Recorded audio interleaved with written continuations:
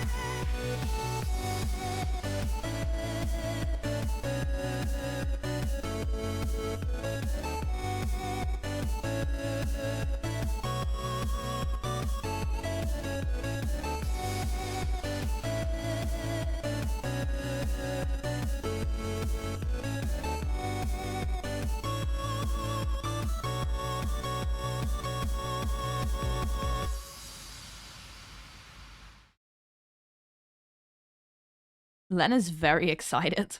Len is the most excited I've ever seen anybody. Hi. Hello. They updated OBS while I was gone and I'm not happy about it. Just to let you all know. Why does it look different now? Why did they do this to me? Oh well. I don't think it has actually changed any of my settings. I think it just made them look ugly.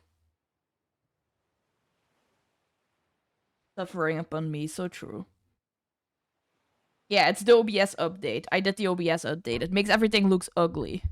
That's fine. It's whatever. It's whatever. Hi everyone, I'm back. I'm back from my long trip. It was a very fun trip, but it was a very long trip. And I'm a little bit tired, but that's okay. I need to do some achievement hunting. How are y'all? How have you been? The trip has been at least 3 days, that's true.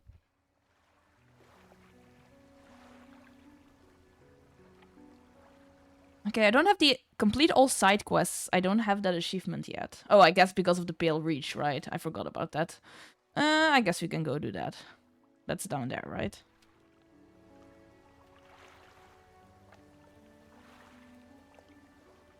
No, I have not fed all the guys.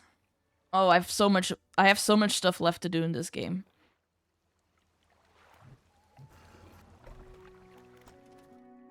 Let's wait for morning.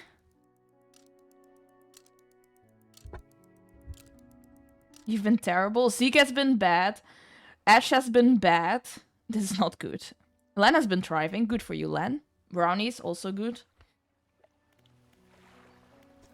Little bit of a mixed bag. Oh wait, hold on. Turn back. Oh yeah, I haven't watched the newest episode yet. But I've heard that it's quite exciting. Do we have the best engine money can buy? 52.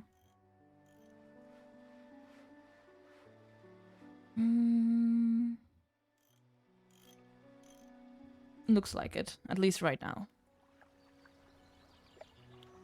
You watched episode 8 in the parking lot of a hotel.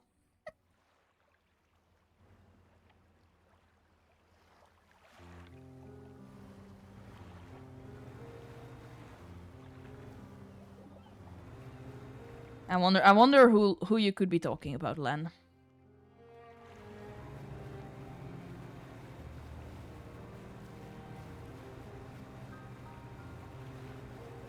It's a good time. It's a good time. I say not having watched the last episode. I might, if I'm feeling extra spicy, I might just not watch the watch the 8th episode until the finale drops. Cause I don't know for sure, but am I going the wrong way? How does this game work again? Nope, I'm not. I don't know for sure, but I'm suspecting cliffhanger. June. I'm suspecting cliffhanger. Maybe I can just avoid the cliffhanger by not watching the episode. Oh, okay. Never mind. Never mind. Zeke is going to personally come to my house and spoil me if I wait that long.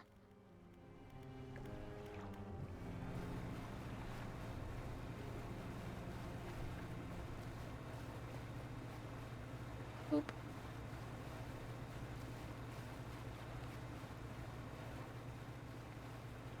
June is quite a distance away.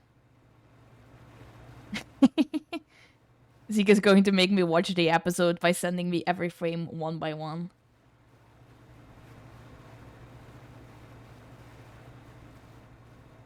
What's over here? We've got that guy. We need to catch all the fish. That's a worry for tomorrow. I think we do side quests first.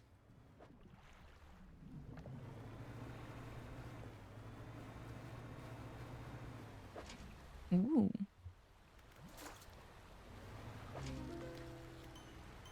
Fallen stars. An assembly of asteroids conjoined in the dark, finger-like roots stretch down through the substrate. I can't read anymore. I've forgotten how to read in the meantime.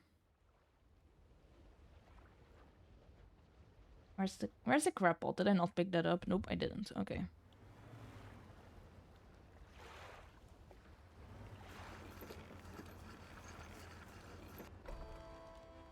Make Zeke read for me. Zeke, unmute. Unmute. Get into Discord and unmute. Hi, pastas. Oh.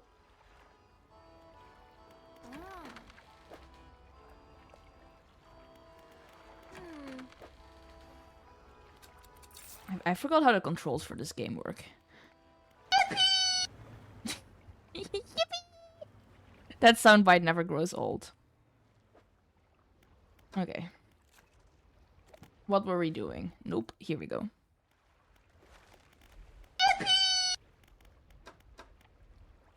This is what we're doing.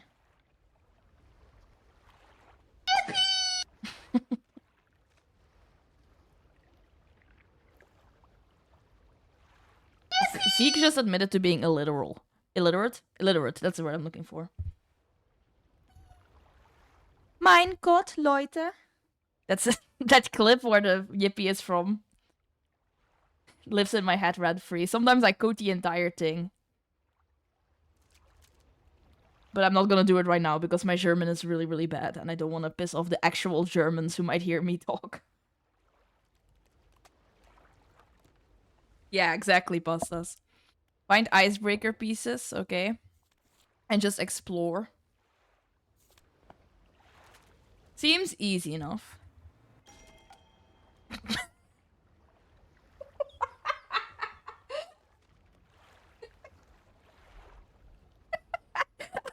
I thought I could go through that, but the answer is I can't.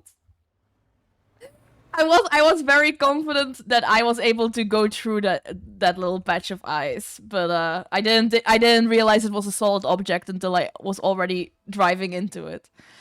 That's okay. I'm pretty much rich in this game anyway, and I don't need money for much anymore, so you know. Who cares?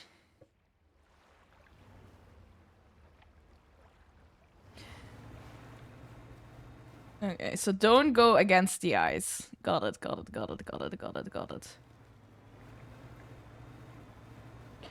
What are we looking for?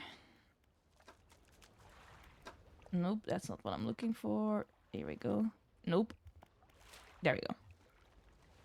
Okay, so here's a place you can dock. There's a place you can dock. There's a place you can dock. I think we should just go through those. I think the one in the middle is the one we've already been. There's something embarrassing. I'm rich though. Yeah, that's how the real world works.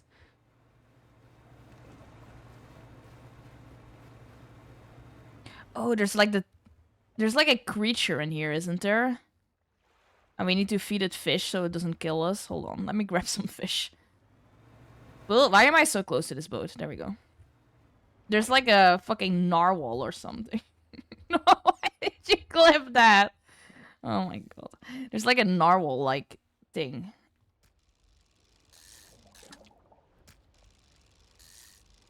I remember.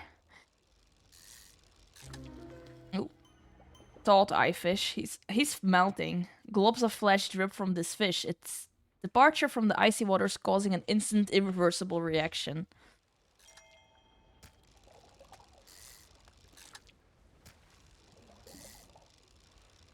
That's me when I'm wearing my cosplay at the convention, am I right? Just like melting. Technoblade cosplay is warm. Bro is built for the Arctic, and I'm wearing that to a convention where it's like 30 degrees Celsius. And I'm just like, well, yeah, this is fine. Furry cosplay is even warmer. Like a full furry suit is really warm. Wow, there's so many fish in here. Okay, there we go.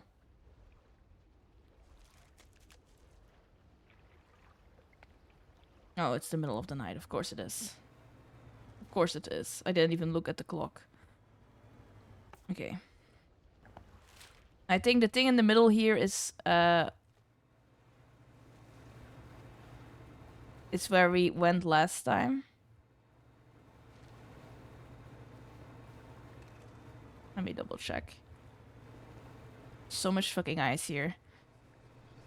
It's like the fucking Titanic. No, no thank you. No thank you.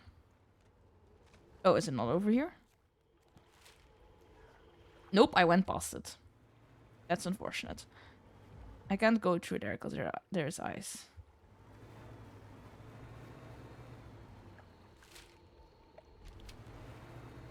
This was so ill-advised.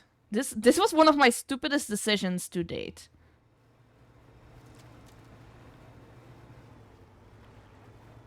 That thing is going to come and kill me.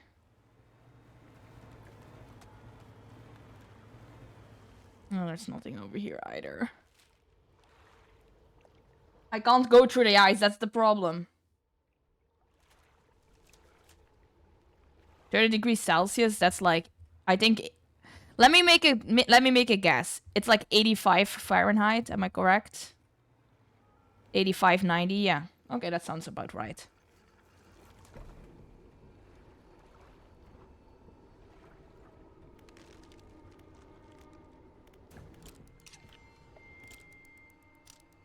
Okay. Okay, there's the thing where we drop the fish. Okay. Let's go drop some fish. Then I don't have to worry about the narwhal.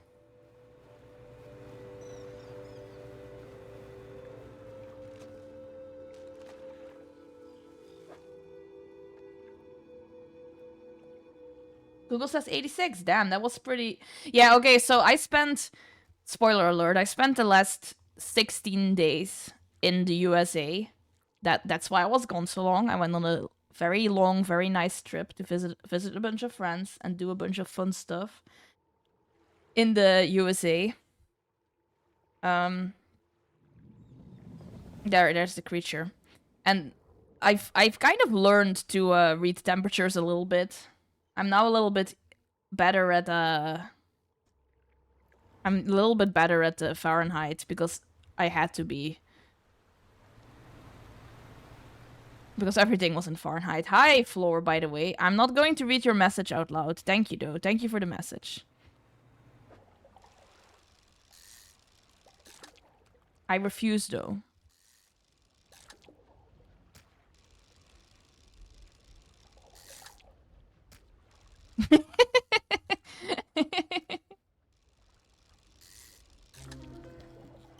Astral ice fish. Constellations of light dance through its body, stitching fin to flesh and spine to bone. Cool.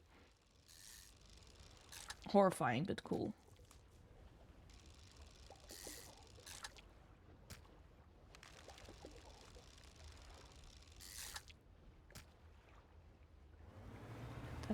Oh, there we go. We found something.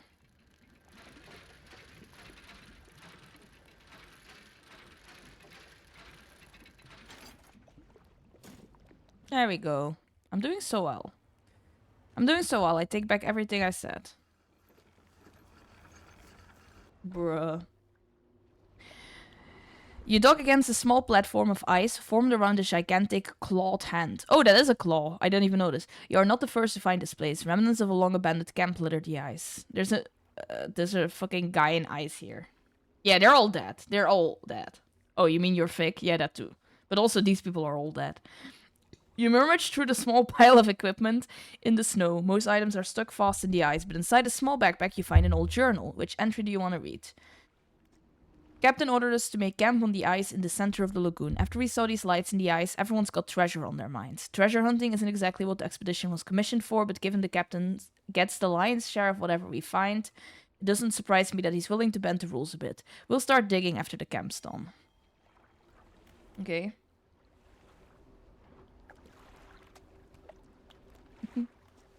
Spent the day digging down in the ice. Shovels and ice picks. Can't remember the last time I was this tired. We were only allowed 2 short breaks all day, down in the pit.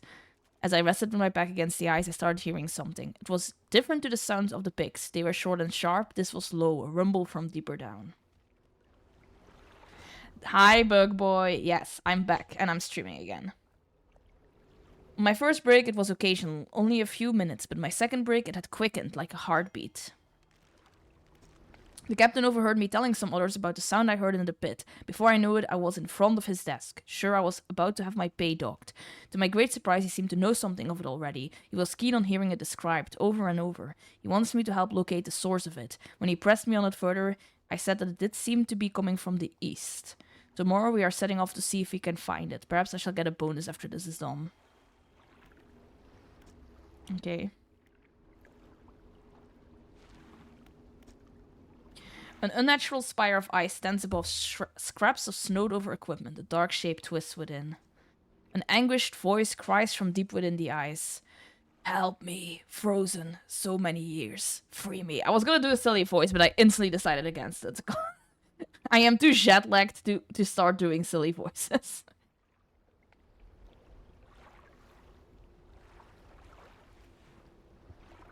Trip anecdotes. Oh, I've got trip anecdotes aplenty. I've got trip anecdotes aplenty. Let me give you a short overview of my trip. First, I went to Orange County, California. I visited a bunch of friends there.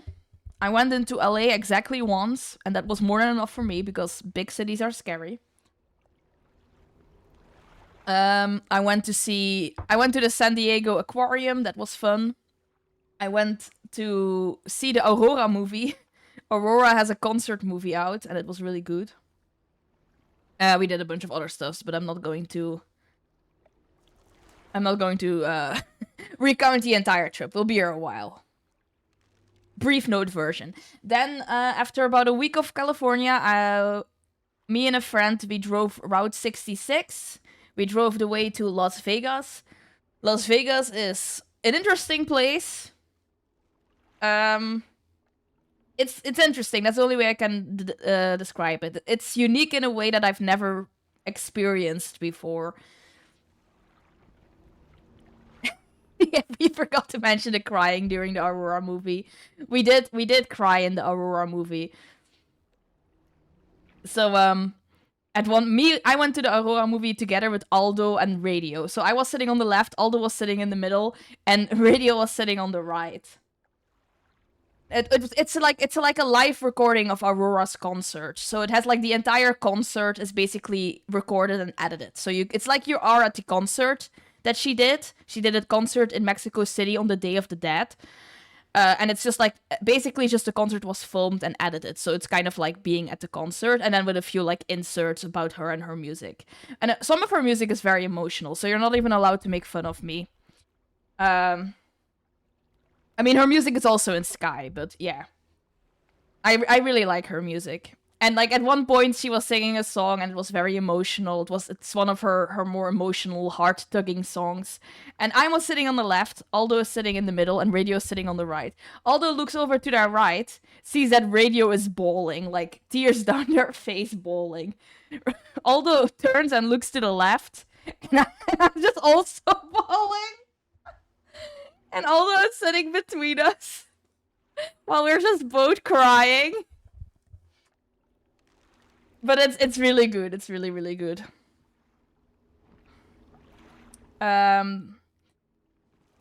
So then we drove down to Vegas, me and a friend, to meet another friend there in Vegas. Vegas is very unique. I can't really describe it. It's like a theme park for adults. Everything feels fake.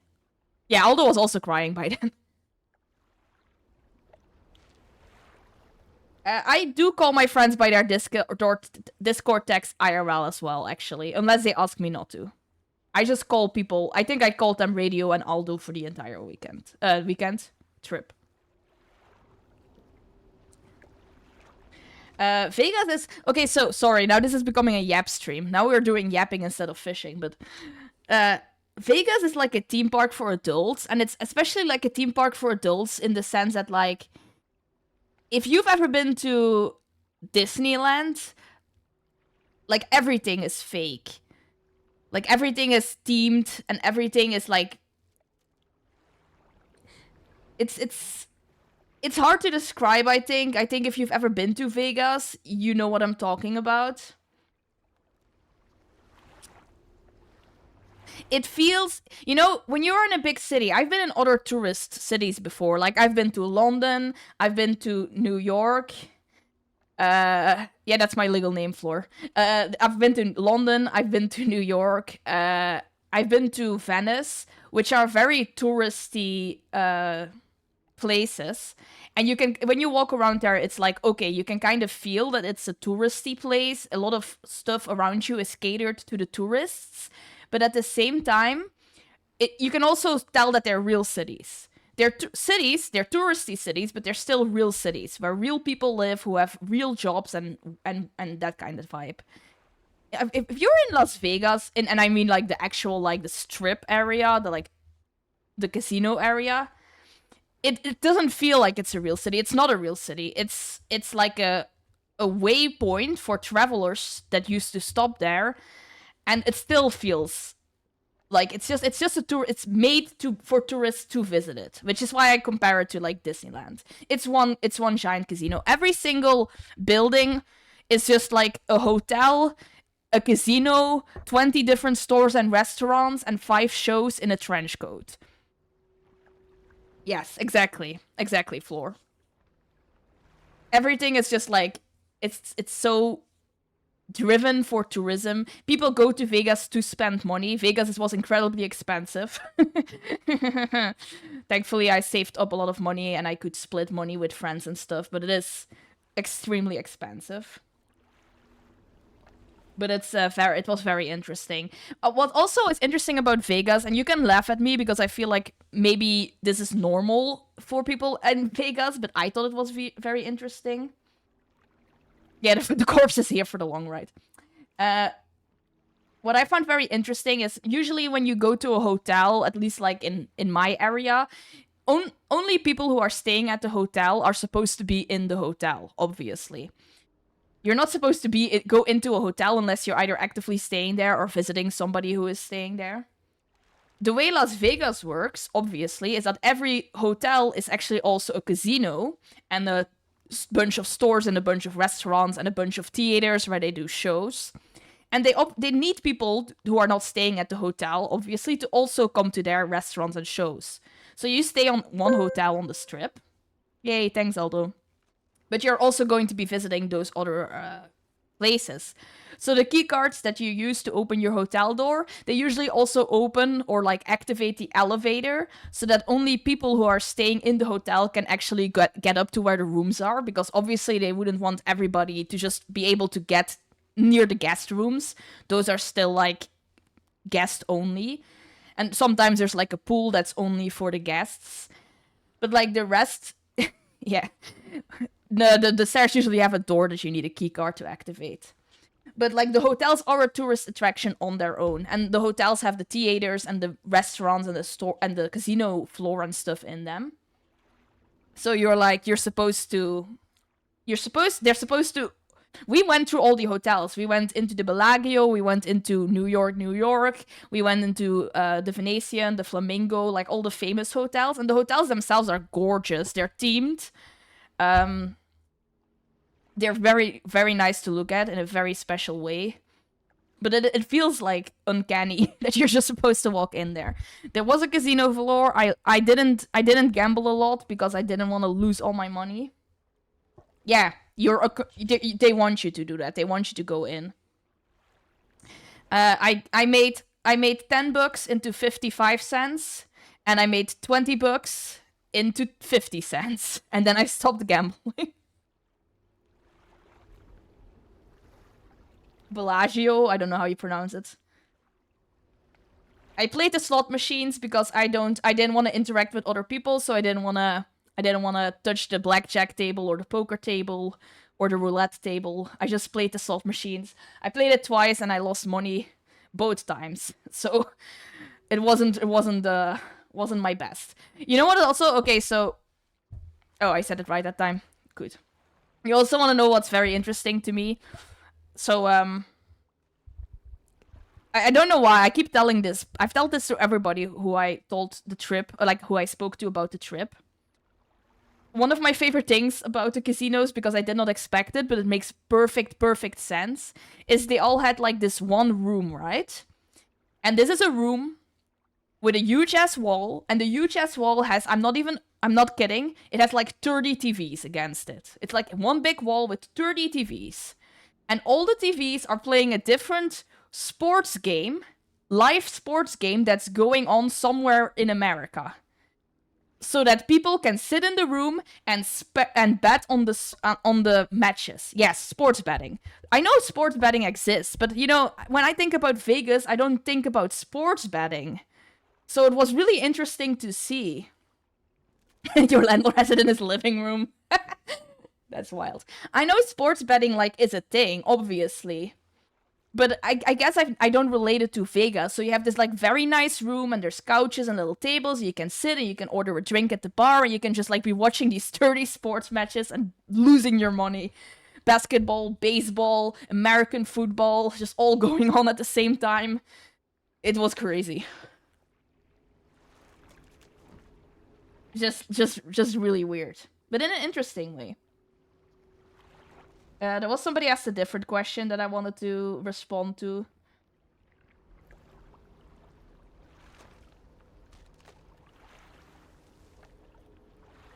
How are the cups? How are the cups? Okay, here's another fun thing for you Americans. Americans, at the end of the trip, this was starting to be a running joke with me. I was just begging to be allowed to go to a restaurant that gave you an actual glass. All the fucking drinks in America are served in plastic plastic cups. They're big plastic cups. Hi, cat.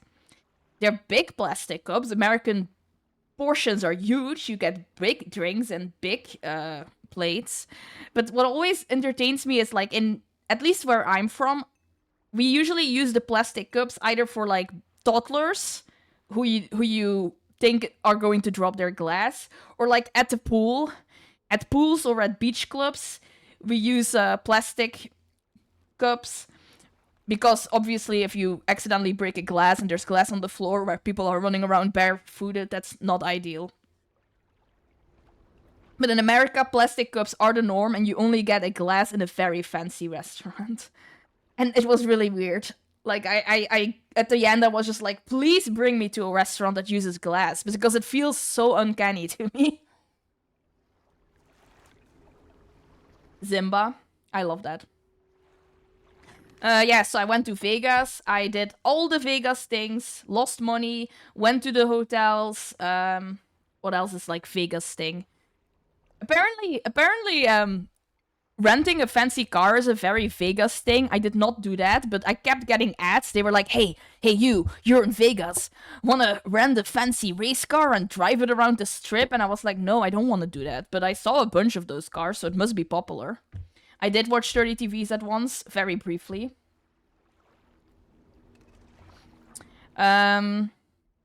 Statistically, one person a day will break their glass cup. I feel like that's so annoying and unsafe. I mean, I guess. When I worked in a restaurant, glasses breaking was pretty infrequent. I think we only had a glass break like once a week at most. Anyways, we went to Omega Mart. If you don't know what Omega Mart is, you should look it up. It's like this art installation / ARG thing that was really, really interesting, and that has been on my bucket list since ages. It's basically like a big fake supermarket that has like this ARG type thing, art installation type thing. It's been around for a while, and it's been on my my. They didn't let me into the Alpha Mart. Ha ha ha ha ha ha. But yeah, that was on my bucket list for a while, and we went there, so that was really cool. I saw the big dome that I only know from that one TikTok where they like put a face on it, and the face is pretending to like be a big brother, and it's like, "You there, sir, public urination." If you don't know that TikTok, don't worry about it. But if you do know that TikTok, that dome is in Las Vegas, and I saw it. I'll link it later. I'll link it later if I remember. The bean is in Chicago, and I did not see the bean. My plane, I was in Chicago twice, and I didn't leave the airport both times because it was a layover. So, no, I did not see the bean. I did see self-driving cars. Horrifying. Horrifying. Didn't like that. And I saw multiple Cybertrucks. Ugly-ass cars. And also horrifying. Didn't like that either.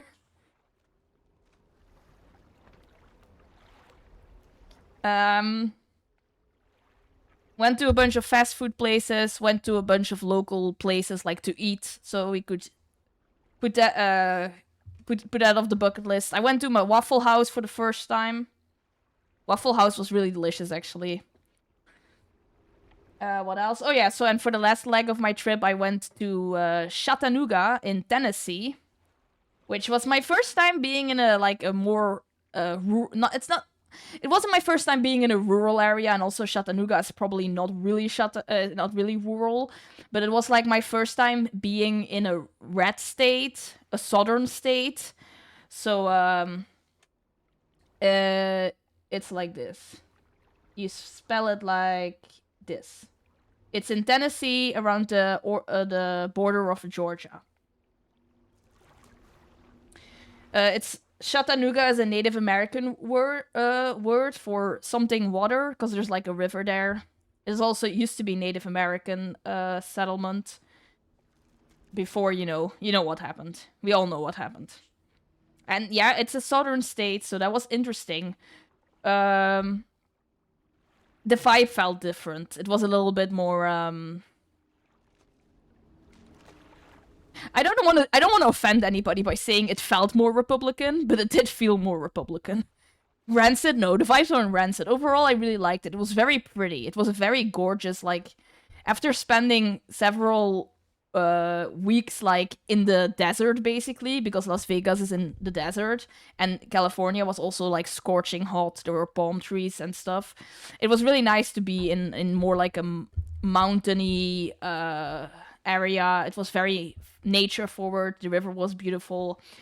I went around. I saw a bunch of cool stuff. I went into a cave. But it is an open carry state. I did not see any guns, personally. But it is an open carry state, which I didn't know beforehand, and I wish I hadn't found out while I was there. That you do not even need a gun permit. You can just walk into a store and buy a gun if you're in Tennessee. As long as you're older than 21 and you do not have a criminal record, you can just walk into a store and buy a gun, and you're just allowed to carry that shit on you on the street. Like, you can just have that with you and walk around. And that's like... It's scary, not in the sense that I thought anybody was going to do anything to me, obviously. But it's like, for somebody who is not used to it, that is a very unsettling thing. Yeah, yeah, it's like that. That's what Tennessee is. So because Tennessee does not have like gun stores, you can just go to like a Walmart, some specific like Walmart or Walgreens, and in the sporting section where they have like the sporting stuff, like they'll have the guns because it's considered a sport. It's also for hunting and stuff like that. I'm American and I also find that crazy. Lol. Yeah, it's specific to those specific states. It's not something that all states do, but since Tennessee is considered it's more like a southern state, it's definitely like it's pretty area specific. But it felt weird, but also I didn't. It's not like I saw anything. Like it wasn't like people were shooting each other on the street.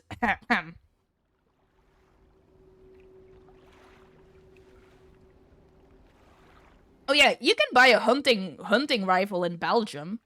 You can buy a hunting rifle in Belgium.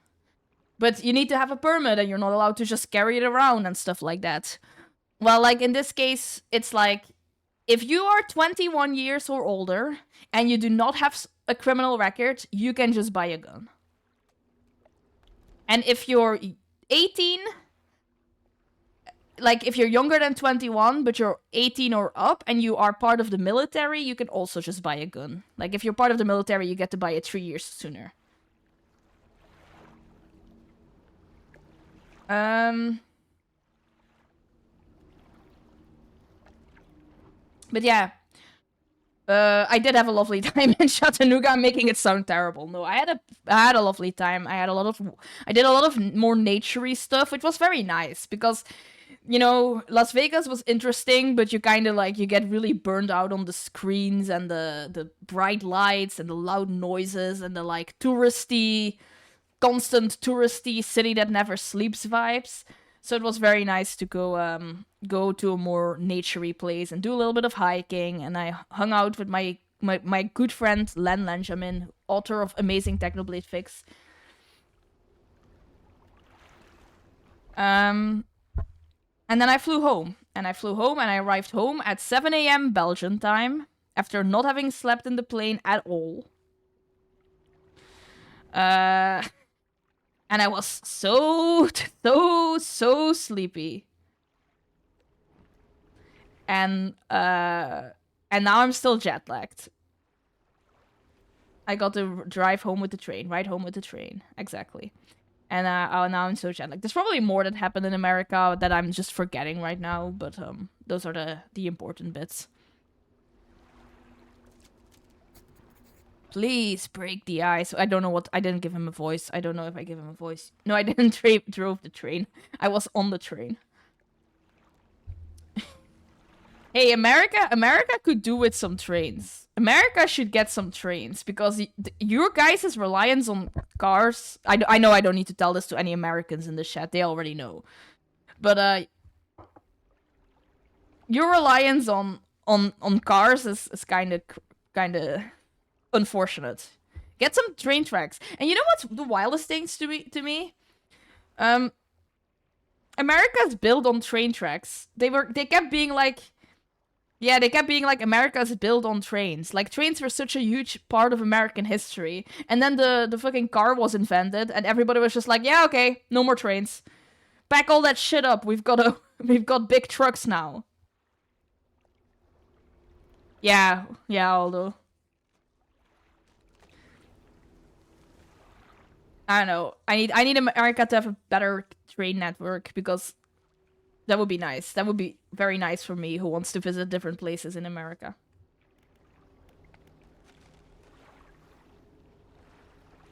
Yeah, we took a train into LA. From the place we were staying, we took the train into LA itself because you don't want to be driving into LA and needing to pay parking in LA. That's not a good thing. So we drove the train into LA, and that train was fine.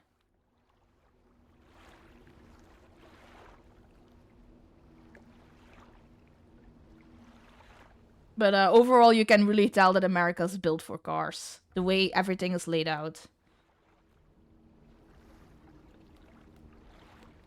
I mean, yes, coast to coast. But coast to coast is like...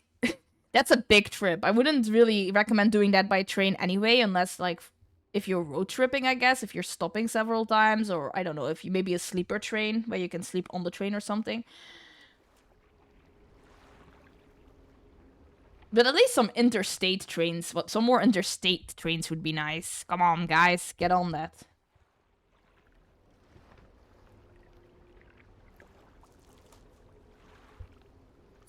You know, but what I will say about America, we need to. I'll praise America a little bit. I praise America a little bit because now I'm sounding like such a hater. Aside from the fact that all my friends I met are lovely people, and I was really, really happy I got the opportunity to meet them IRL.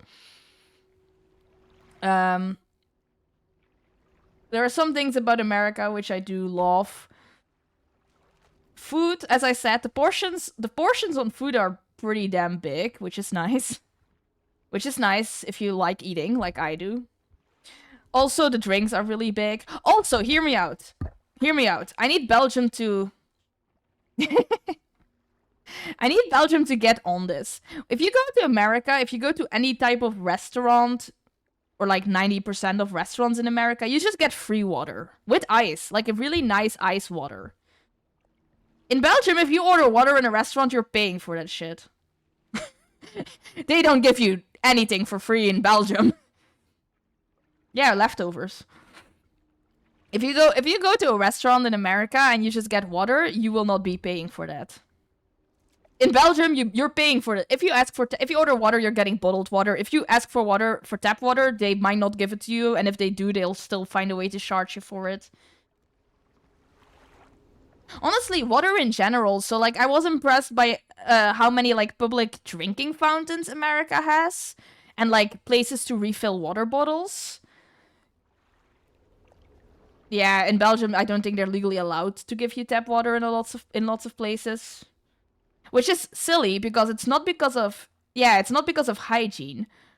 Our tap water is drinkable. I like, drink nothing but tap water when I'm at home, basically. But they just don't give it to you. The water fountains are very rare here. So... Yeah, there's water... And also public toilets, for the record.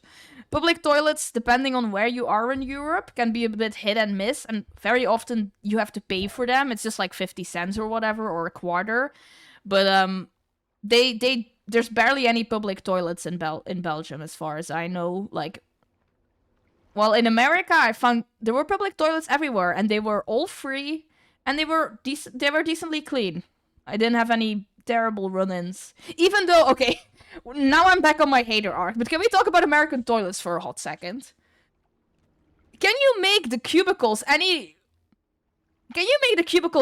worse?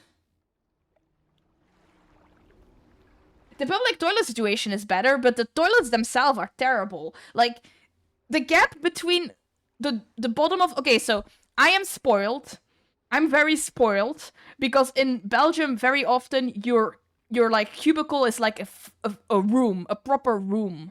Like, the toilet will have, like... You enter the public toilet or the toilet area, which is like this big room with sinks on the left and then a wall on the right with doors in it. And every door opens into a tiny mini room, which is a toilet. So no gaps. And a proper lock on the door.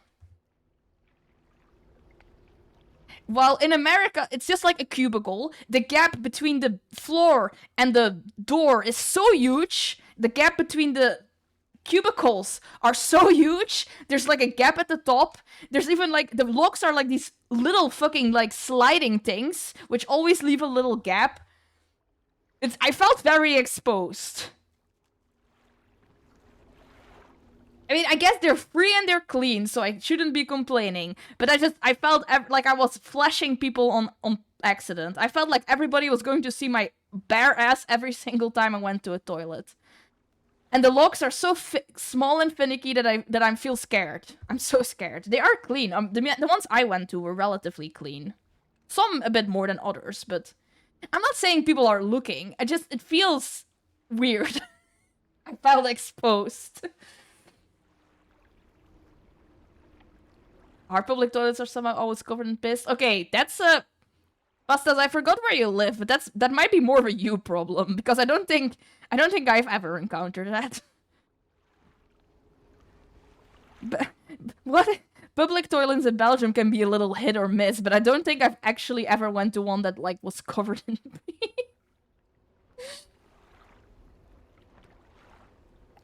Yeah, no, I don't like that you can crawl under like into the different stalls.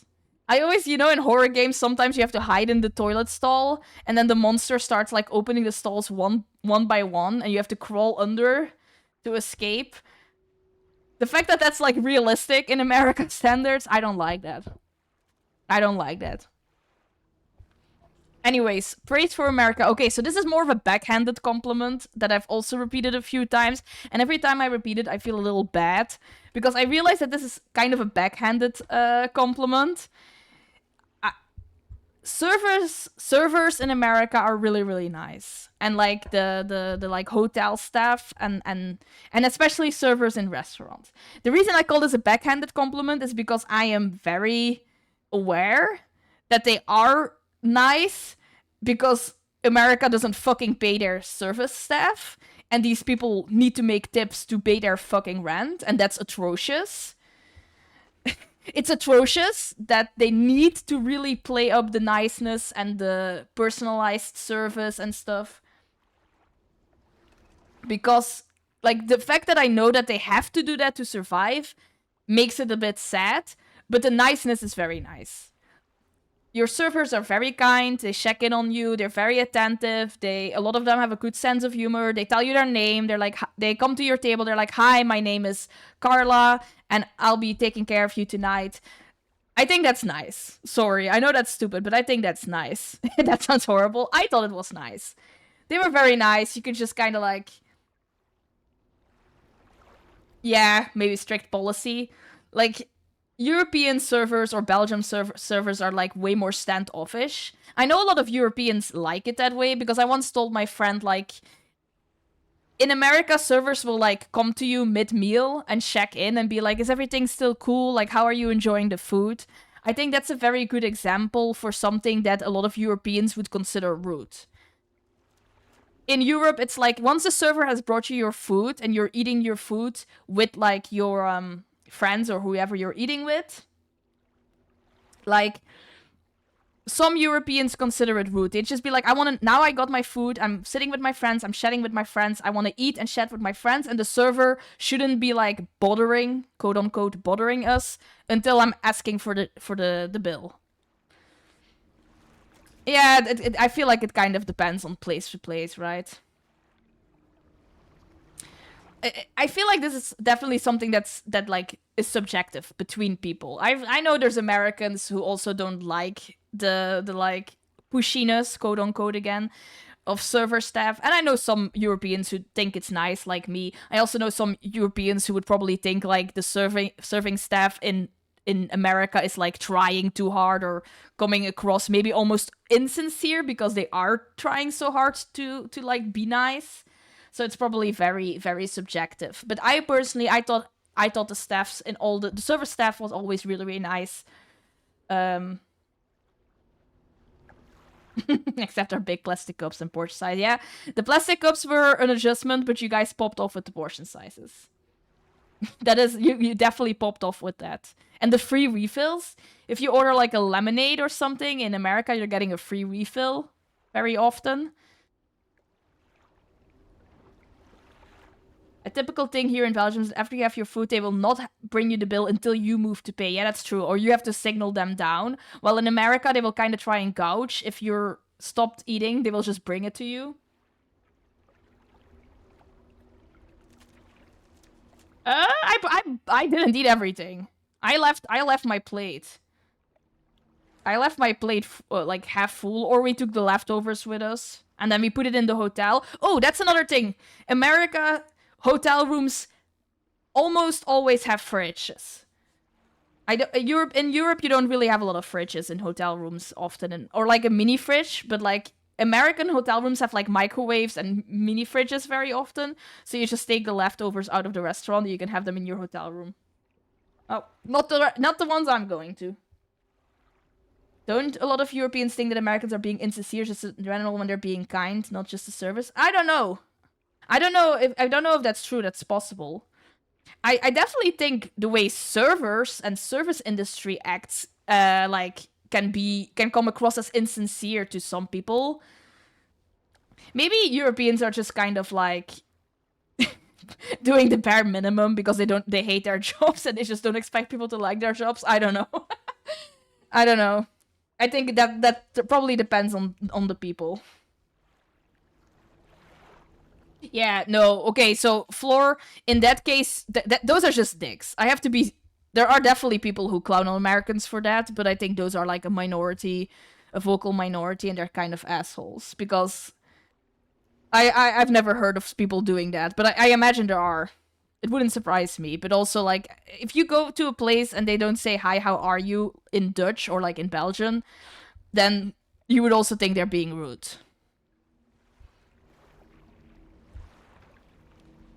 I feel like I've seen people be like, why are Americans smiling at me when we pass on the street? Fucking weirdos. Okay, but see, that's interesting because I've also seen the opposite. I've seen people be like, oh, like, yeah, okay, maybe Scandinavians. Okay, that's true. I've been in Denmark a few times and those guys do look a little bit grumpy. I know that in Belgium, the opposite is true, as in Belgium, there are a lot of people complaining about how others don't smile on the street anymore. Like, I know in Belgium there's been like this whole thing where people are like, damn, remember when we like used to smile at each other on the street? Or like, you know, when you cross the street, when a car stops for you and you cross the street, usually you like look at the driver and you smile and maybe you like raise your hand in a like thank you gesture. And like when people don't do that, they get shit talked in Belgium. So like when people don't like acknowledge a driver who stopped for them, other people will be like, damn, that was so rude, like why wouldn't you like acknowledge the driver? Which yeah, I always do the polite wave, but I don't know if that's like more of a generational thing or something.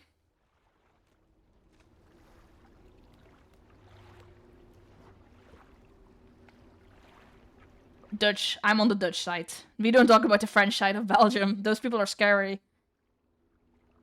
When my social anxiety isn't the worst, I like making small talk with strangers. I had some good small talk. I went to a food truck festival with my friend, with Len Lenjamin in Tennessee.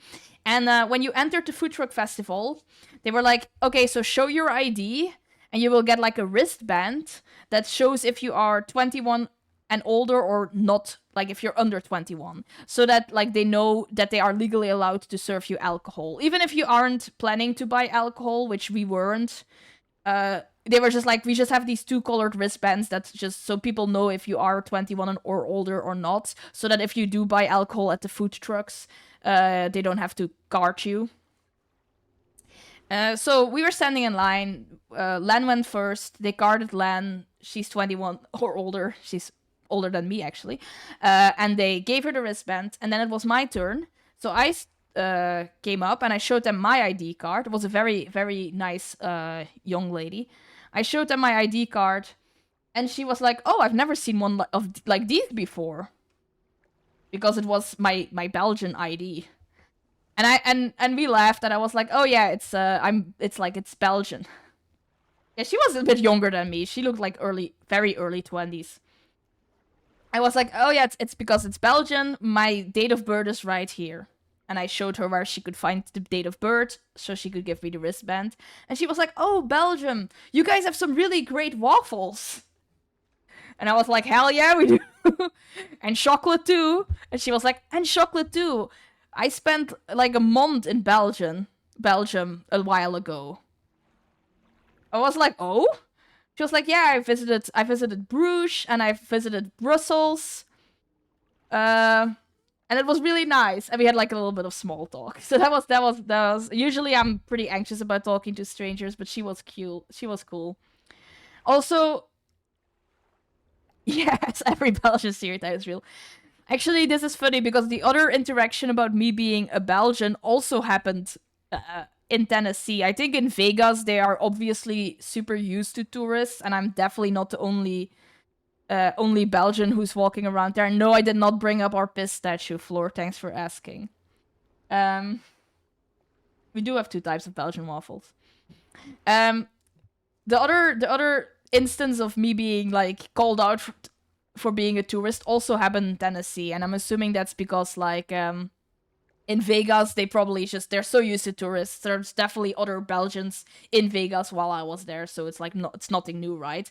But I don't know how many Belgian tourists Chattanooga has.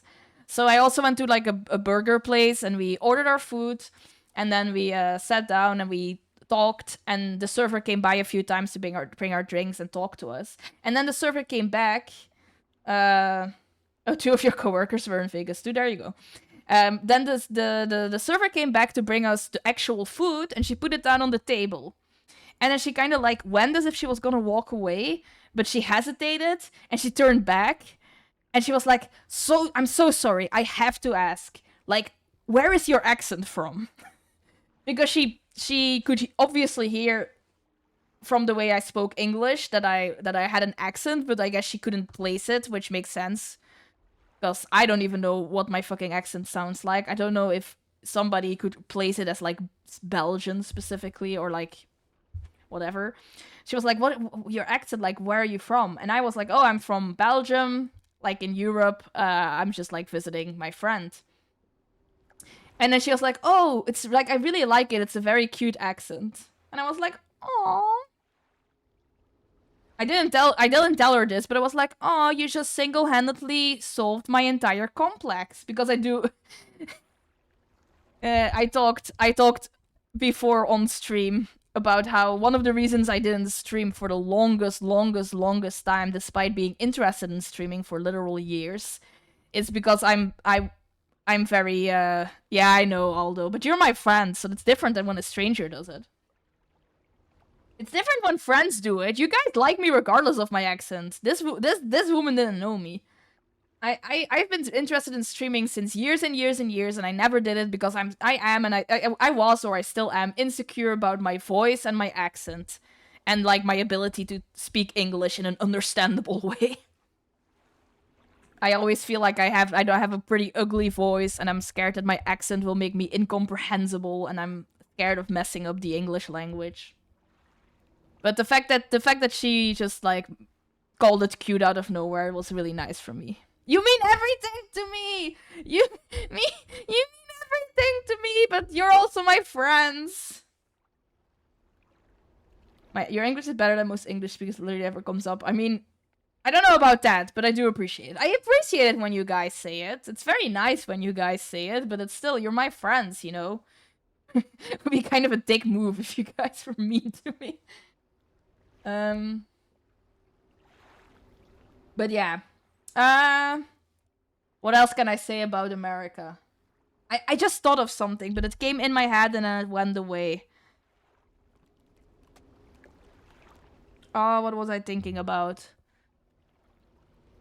Oh, yes. Okay. Sorry, we're back on the hating arc. It has to do with shops. It's back. I'm back on the hating arc. I need America to show me the full price of what I'm paying on the menus and on the like shop, like the little signs on the shop, the texting. Yes, like it's already like the fact that it's already bad enough in a restaurant that I have to keep in mind that I'm like I need to tip. Like the prices I'm being shown already are not entirely accurate for the bill that I'll have to pay, because I have to keep in mind that I'll be tipping when I'm in a restaurant. But the texting is so stupid. In Belgium, you're not allowed to advertise like prices of something without tax. You need to advertise capitalism strat. It's like in Belgium, you're actually not even allowed to advertise put anything without the full price being shown. This goes for restaurants. Restaurants are legally required to have like their menus with prices visible outside the restaurant. They usually have them like pasted against the door or on like a little stand outside or something. And in some cases on the website. And stores must advertise the price on the rack like the rack, what's it called? Shelf. On the shelf in the store, every item must have the price. Yes. And so, like, it's already slightly annoying that in restaurants I'm gonna have to be keeping in the back of my mind, like, okay, so these prices are like, that's what I'm gonna have to pay, but then I also have to like pay a 20% or whatever tip on the bill. So you're already like paying more than what is advertised. But the fact that you also have to keep in mind that like what you're seeing isn't even an accurate price. And you get in those situations where you think like, oh, this is going to be like $20. You go to a store, you pick some stuff from the shelves, you're like, oh, this is going to be roughly $20. And then you get to the cash register and it's like $30. Yeah. I guess if you're used to that, that's probably not the worst thing in the world, but I was annoyed by it. I was just like, this is not the price. This is not the price I thought I was going to pay. My money. I'm actually so broke right now. I'm so broke right now. It was a great trip. I need everybody to subscribe right now. Give me your money. No, I'm joking. But also, I am kind of broke right now. I am kind of broke. So this weekend, probably this weekend, and otherwise next week. Oh, thanks for the 1 bit. I'm sure Twitch will give me that money. No, I'm not that broke. It's okay. This weekend or next week, we're gonna start Silksong. I'm gonna advertise the shit out of that on Discord and the Tumblr and hope that I can draw some viewers. Just like me. I'm gonna do a blind playthrough of Silksong. I'm completely unspoilered. And maybe like some Silksong maniacs will be drawn into the stream. I'm joking. Pumping out the YouTube edits. No, that's okay. Just commission me. I write fanfics. Hey guys, did you know I write fanfics? Commission me. Give me money and I will torture your Blorbo for you. Anyway, sellouts aside. I had a great time.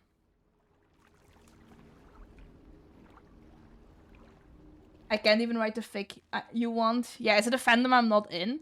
I'm open to reading stuff. One of my friends was like, hey, I've been really into... Meow. One of my friends was like, I've been really into, what's it called? Oh, Getbackers, yeah. Okay, yeah. I'll have to watch the entire anime. One of my friends has been really into, I'm gonna butcher this name, because this is a word I can never pronounce. Apothecary Diaries? Apothecary? No, that's not how you pronounce that word, is it? Apothecary? Yes, the one that your mom is reading, light novels of Apothecary. Yes, one of my friends is really into Apothecary Diaries, and they were like, "Hey, like, I kind of want to commission a fic for that fandom." I was like, "Oh damn!" Then I'm gonna have to read or watch the entire thing. But if you pay me enough, I will. I was joking with them. I don't think it has 3 H's in it. I don't know how you spell it, but definitely not with the 3H strat that Floor is using. Apothecary.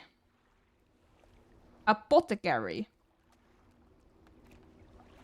Write it a tag fic? Yeah, I would, if you give me enough money. Oh, you were doing the pronunciation? I thought you were just spelling it. Good night, pastas. Have good EP. I'll DM you. But yeah, anyways, if you pay me enough money, I'll just read anything you want. 1 billion doubloons. 1 billion. We're gonna stay up until 1 billion hours. I need to branch out. The Technoblade market has died. I love Technoblade. I love him so much, but let's be real, the fandom is fucking dead. I think I've mined everything I can out of it. I need to branch out to other fandoms. I'm lying. I'm lying.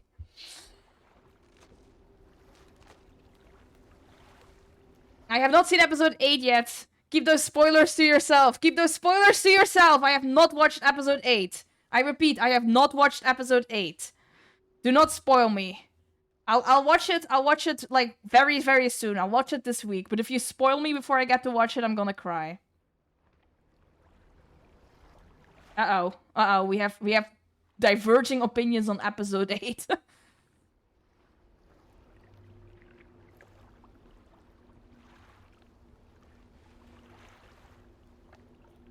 Yeah, but yeah, I had a good time. I brought back some souvenirs. I brought back, I'm not gonna spoil it, but I brought back one souvenir for the entire family, including Bug Boy, to enjoy. The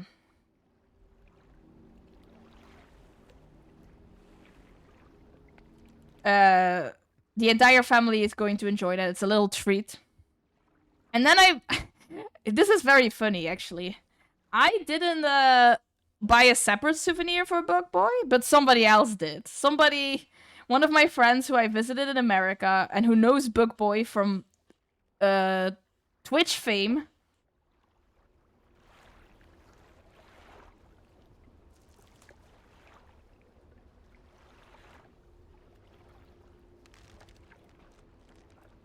And from how often I mention Bug Boy. I feel like I mention Bug Boy the most out of all my siblings when I talk to my friends. So, they know Bug Boy from me mentioning it. And they know Bug Boy from being my only sibling who is active in the chat. Bug Boy is a Blorbo-in-law. Bug Boy is your Blorbo-in-law. So yeah, they know Bug Boy. And they were like, I need to buy this, and you need to give it to Bug Boy, and you need to tell me how he reacts. So I have a little souvenir from Bug Boy, for Bug Boy, that I didn't even buy. It's something that somebody else told me to buy, or like bought for you. So come over this weekend. Come over this weekend, and I'll get your reaction, and I'll let my friend know. Gift singular. Gift singular. I like having to put Bug Boy from Twitch chat and the stories about your one brother into one person. It's very funny. I think the moment that Aldo realized that Bug Boy from Twitch chat is the brother I mentioned who has a degree in nuclear physics. And they were like, wait, that's the same sibling? What?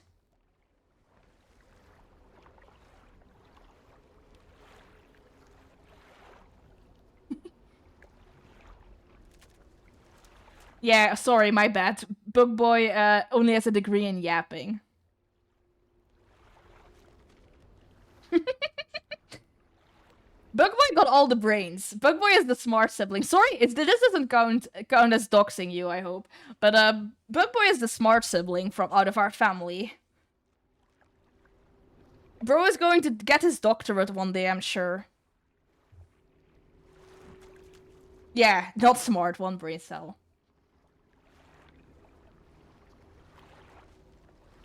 Bug Boy, okay, I'm not gonna say it unless I have permission to say it. Floor, you're honestly not even that far off, no.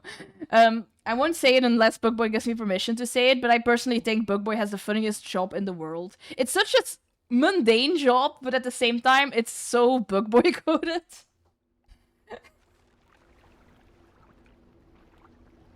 That's why he's good at hard book game, that's true.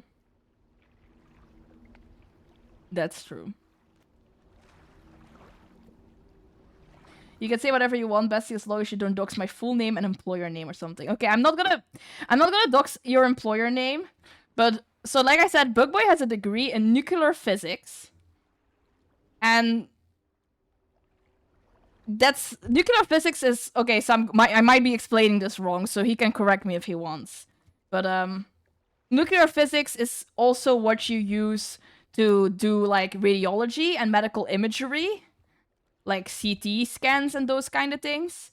So Bug Boy's job is to go to hospitals and dentists and vets and the zoo one time.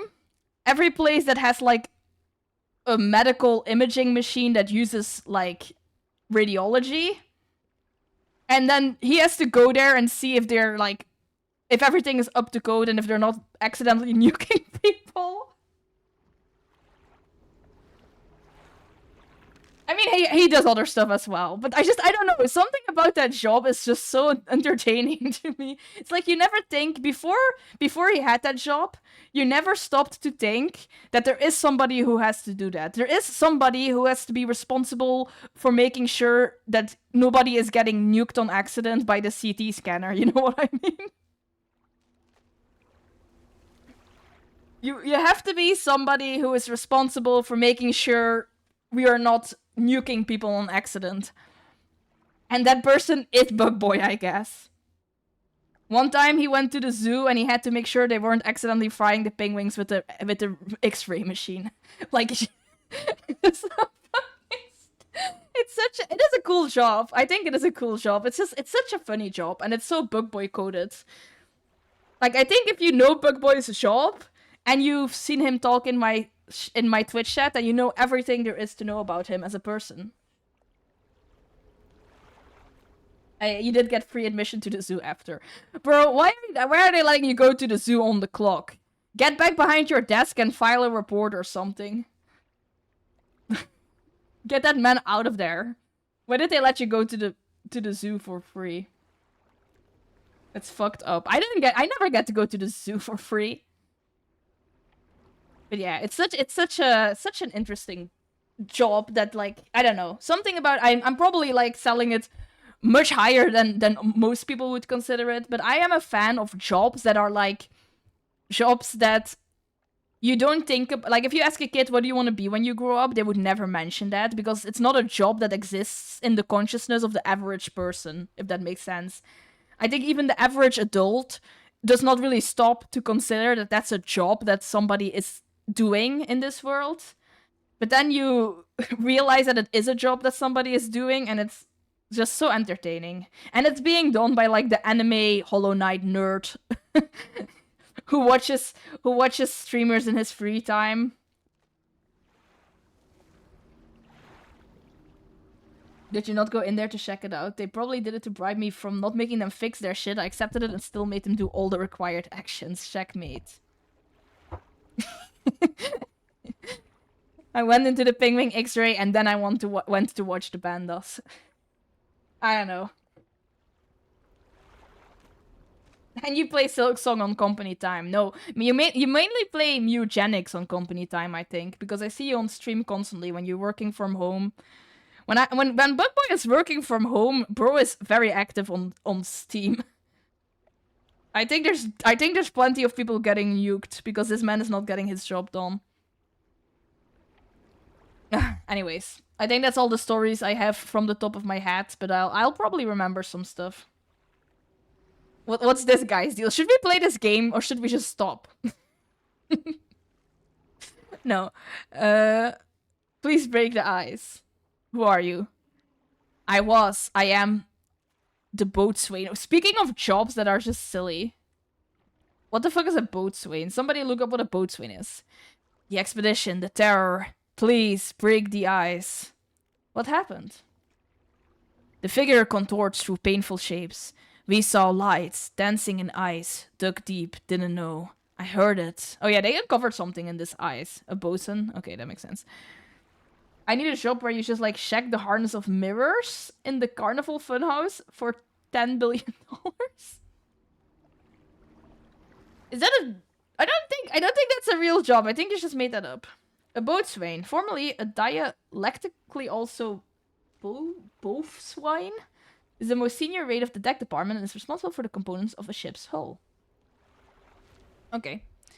The heart beating under ice, the cracking, waking, the noises in the east. I went. The captain brought him here to find it. The hand in the night, shadow of claws. The darkness shrinks. I turned away just a moment. The pain, the claws, my back, so cold, so dark, under ice. Please break the ice. Well, we try, but I don't think we can, right? Yeah, we need, like, this thing that we don't have to break the ice. Well, sucks to be you, buddy. East of here, you said?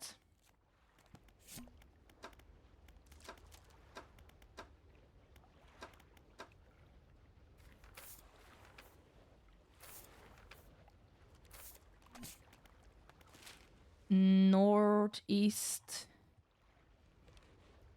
East?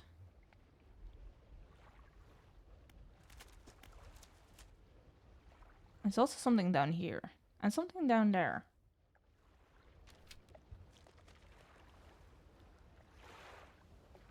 First checks on the hardness of the boat materials for $2 billion. I would do pretty much any job for $2 billion.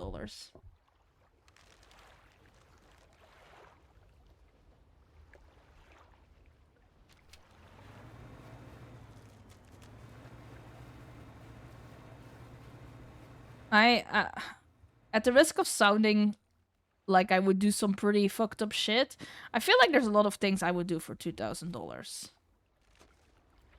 That's a lot of money.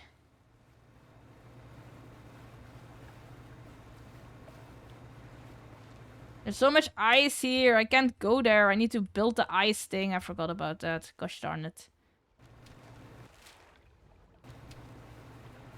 Okay, let's see if we can get to the other one. Floor is just built different. My other favorite story when I went to visit America, not this time but last time, was that Floor's landlord offered me a baked potato. And I thought that was very sweet of him. And Floor was like, no, my landlord isn't cool. And I was like, I don't know, he offered me a baked potato. That's pretty cool.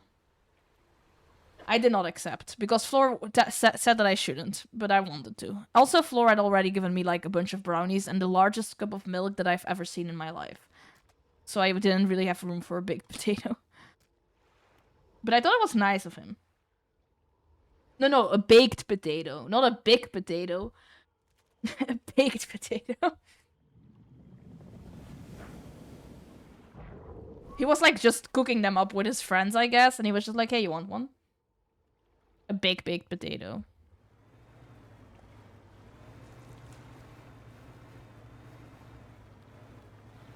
I thought it was nice. That's like that's a showmanship of the American hospitality culture. You will go to the house of somebody and their neighbor will offer you a baked potato. You don't get shit like that in Belgium. People don't offer their neighbors baked potatoes here.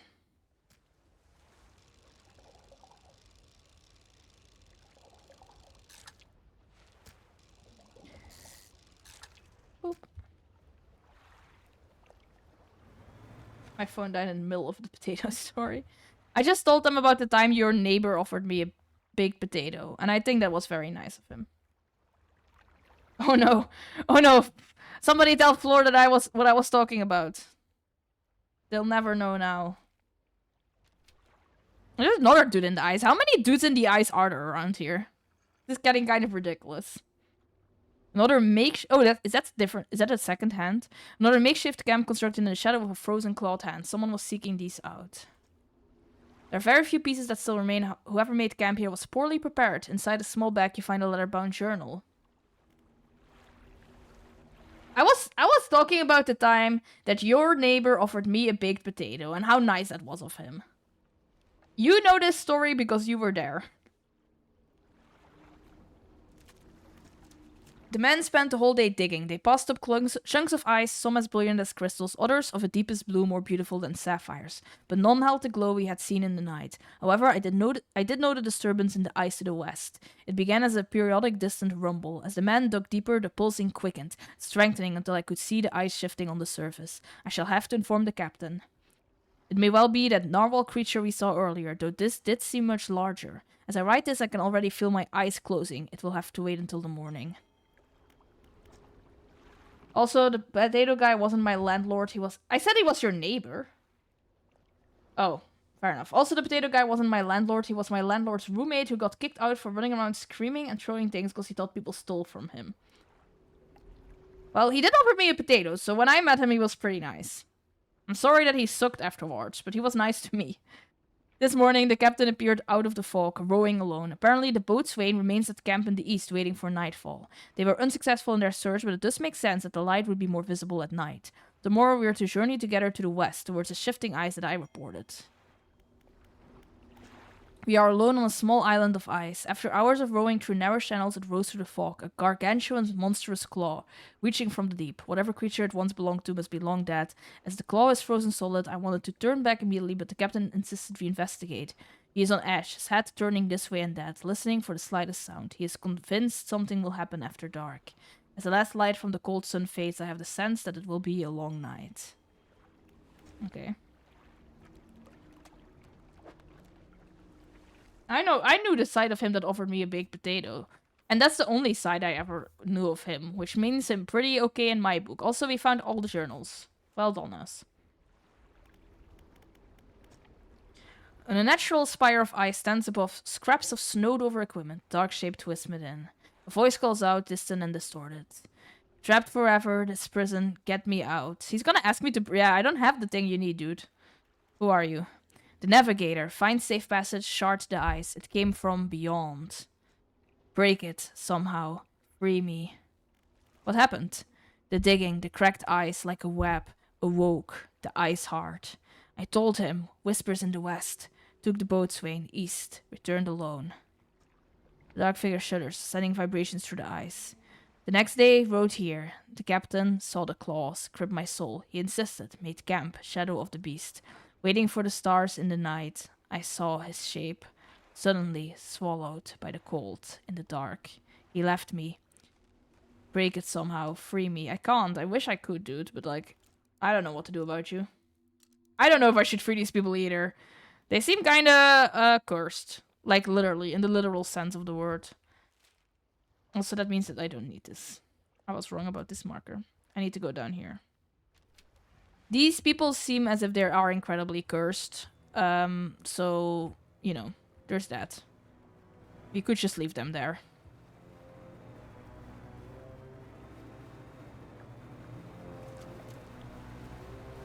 Nope! Oh god, I thought I was going straight into that. I'm good. Down here?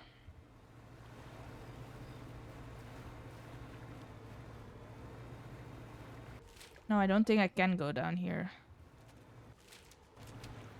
There's too much ice. Okay.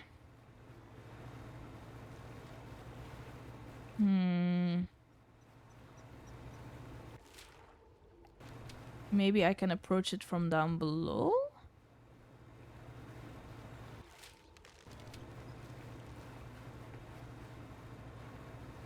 You're just gonna leave them stuck forever? Maybe free then kill them, or like parole for 2 years or something. I'm gonna be real. I don't know if we can free them, because they seem pretty cursed by the evil that lives in the water or whatever. Whatever's going on over here. Yeah. They dug into the ice to find an eldritch creature, so you know, death to them, I guess. Ooh. Hello, hello. Can I please, Yes. Okay, we're missing a piece. And I think it's down there, so let's see if we can go around all this ice. Taking the old way around.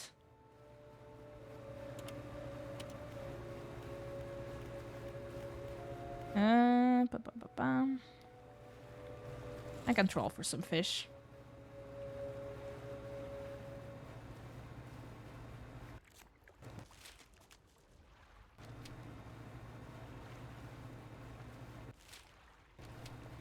Yeah, I'm not doing much fishing. I'm doing some dredging. Does that count? This is not dredging, actually. This is trolling. I'm not even doing any dredging. Ah!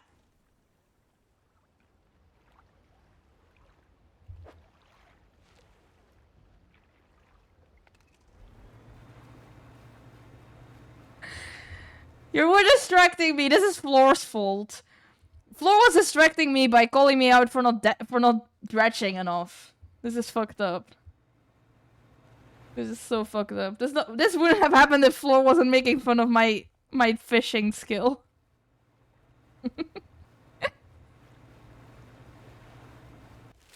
Oh, there's something over there. I can't get into this place. Oh, never mind. I need to be on the other side. That's fine. Is this one of those crab things? Probably is. Here, we'll do some dredging.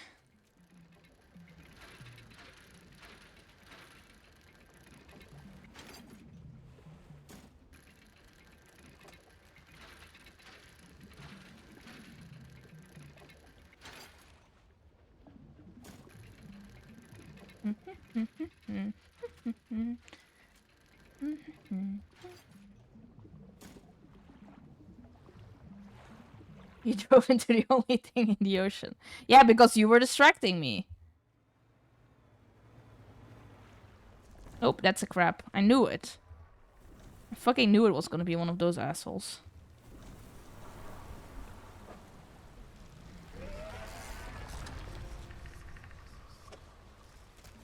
Goblin shark? Okay, why not? Leave me alone, leave me alone. This is one of those things that I don't need.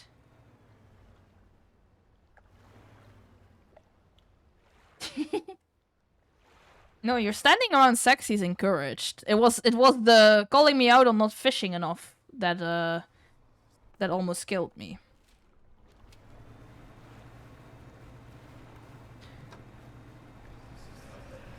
Uh-oh.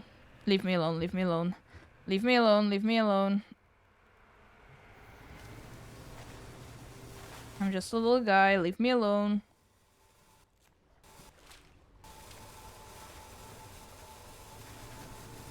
Damn it, I can't even get in here.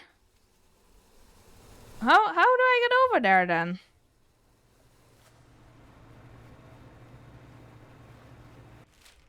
I don't know how to make it over to that little thing.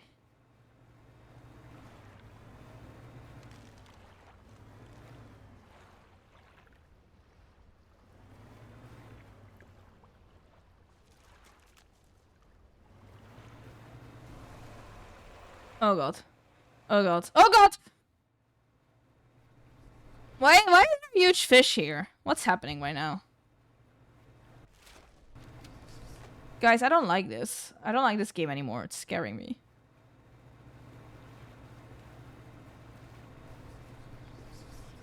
Leave me alone, please. Please.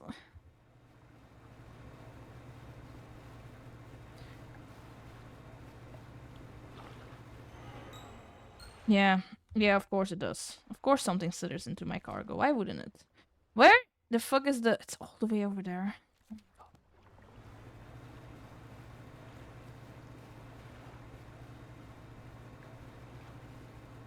It's fine. It's fine. The sun is rising. Can somebody look up where the fucking final piece of the icebreaker thing is? Am I just dumb?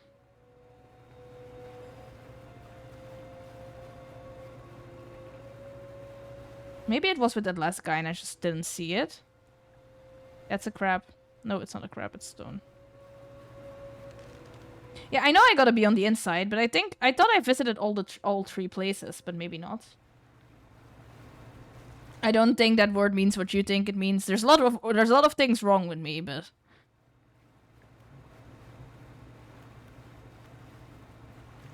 yeah, I just forgot one of the places. Eastern Terminus, yeah. I think I just forgot to fish it up. Is that a tentacle? Hold on. Hold on. What the fuck was that? What the fuck? Yeah, whatever. It's okay. Why wouldn't it be okay? That's okay. That's okay. That's okay. That's okay.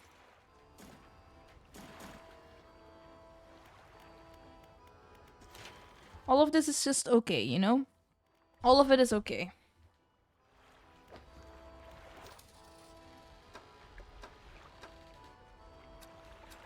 There we go. We're just gonna go back and we're gonna find it. And it's all going to be normal and it's all going to be okay.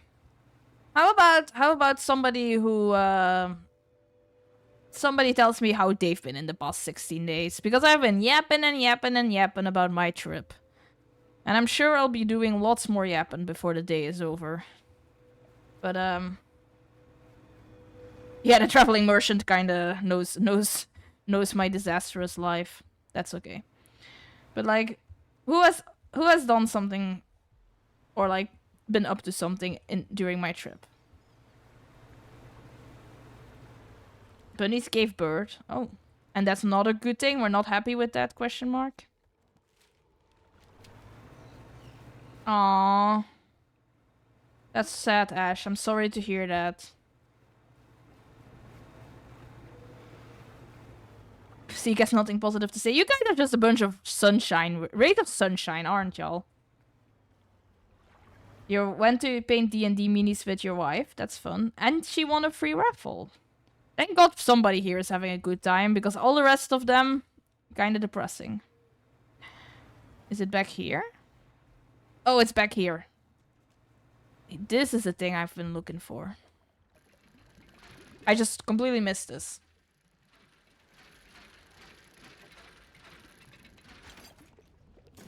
There we go. And now we sleep. Because, oh my...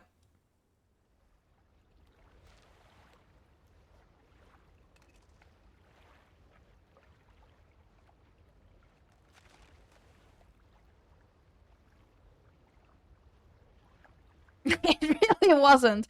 Floor, I know you're new to the Dredge streams, but I can tell you this has been a recurring problem with me. I'm just very bad at moving this boat.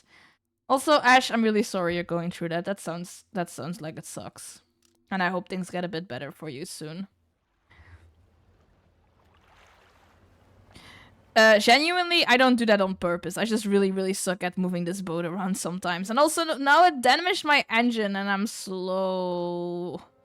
God damn it.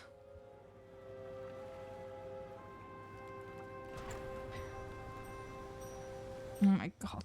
This is terrible. Look at my slow ass. With my broken engine, and I'm not even trolling any fish. Genuinely the worst.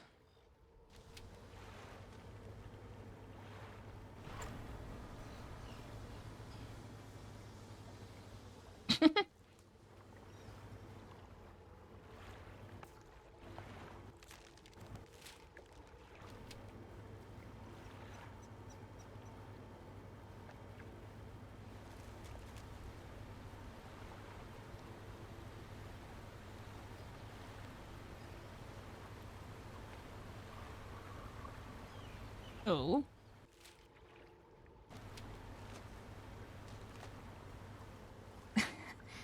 You're a hardcover hater. To be fair, so am I. I don't like hardcover books. I like hardcover books to have like in my collection.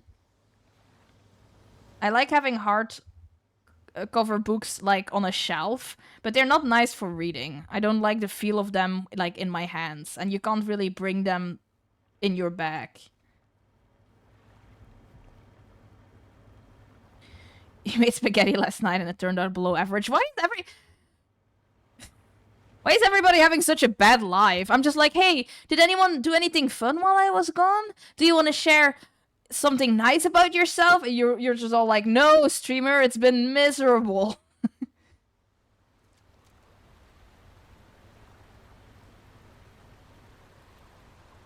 Okay, except for...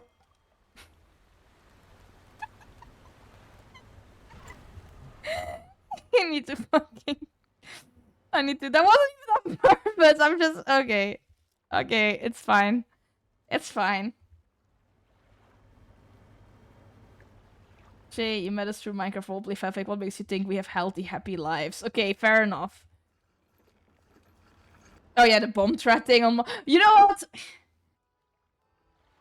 You know what? I'm never going to ask how you guys are doing again. I don't actually care how any of you are. I've decided. I have an icebreaker. My life is going amazing. That's everything. Let me just warm my hands up a little, then I'll get started. Thank you, traveling merchant. I have never doubted you in my life. Alright, I think that should do it. The front of your ship can now break through chunks of ice. Go ahead and test it out. I'll be watching from here. I'll wait until morning.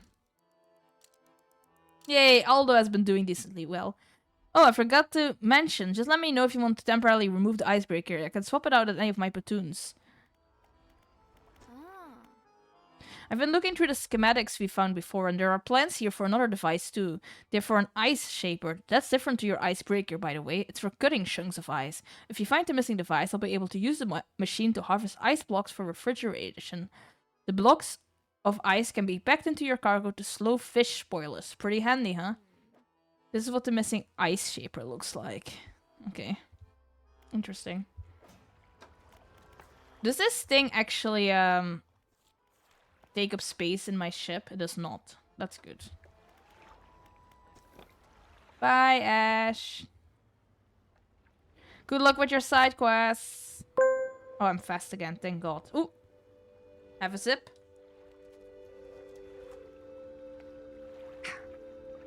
Everybody take a sip. You must, you must, you must. Okay, can I go through this now? Oh yeah, there we go. Oh, heck yeah. Now we're talking.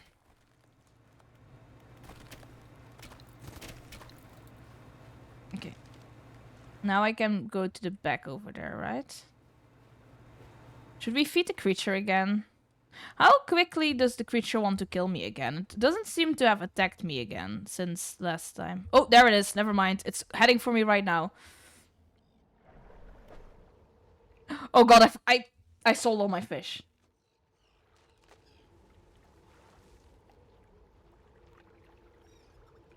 I forgot I had to hang on to my fish. Oh, it's coming for my ass, isn't it? Where is it? No, it left again. Okay, maybe it won't come for me. Maybe it won't. And before I slam the side of the ship into the ice because I'm going too fast. Yeah, that would be pretty in character, huh? Okay, we're going down here. That's okay. That's okay. He won't follow us down here.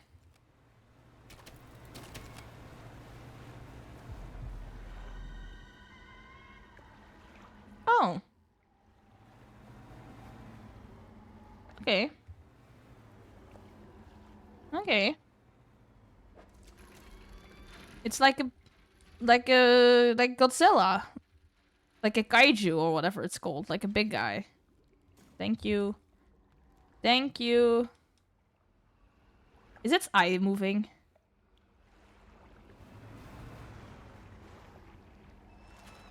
Oh, its eyes are definitely moving. That thing is alive.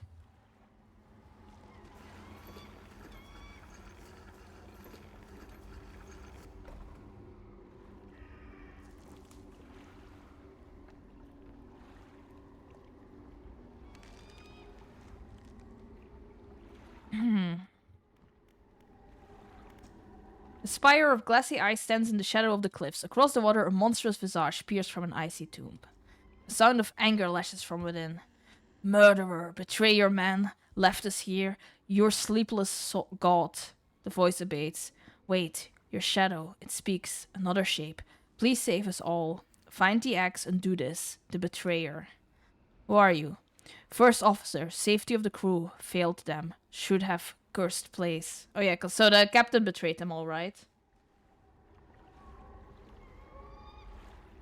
The eyeball would freeze first due to high water content and low vascular supply. That's so inaccurate. Well, he's like a huge god creature, so I don't know if he cares about accuracy. Find the axe, undo this, the betrayer. What happened? The man saw lights, southern cliffs at night. Captain and I would look into. We rode alone.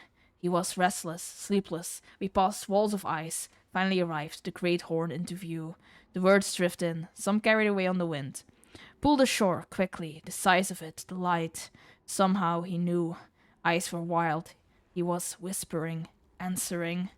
He said, it shows him. Alone, averted my eyes, could not help. Look upon, we fought. Cold hands, an iron grip, breathless. Okay. What is that thing in the ice? The shape in the ice shrinks into itself. I know not. The eyes open, watching, shadow of shadow, through the ice, yet more, closed still. It cannot arise. Break the ice, cold the heart. Okay. Should we free these guys, or are they all gonna kill all of us? Must not fully awaken the eyes. Close them, strike the heart. Okay. I trust you. You strike hard against the center of the shard where the shadowy shape appears darkest. A deep crack chases upwards, cleaving away fragments that fall and shatter. Oh, I think I killed this guy. Oh.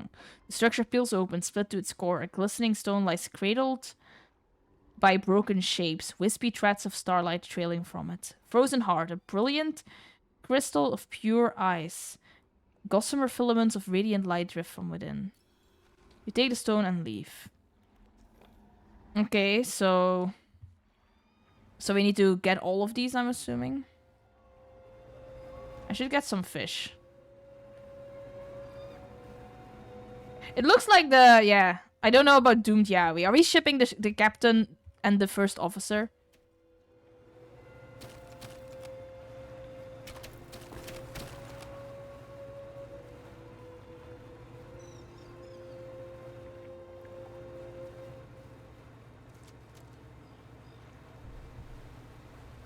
Nope, nope, nope, nope, nope, nope.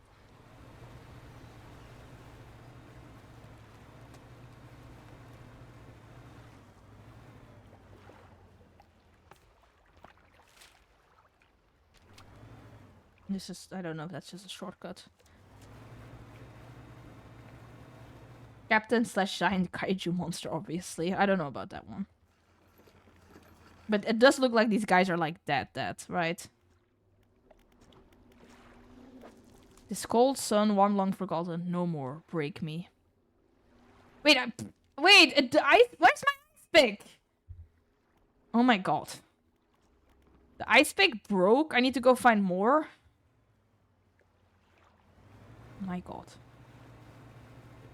Did I have to pick it up again? No, I don't think I had to pick it up again. Oh, I have to just find more. There's just more randomly.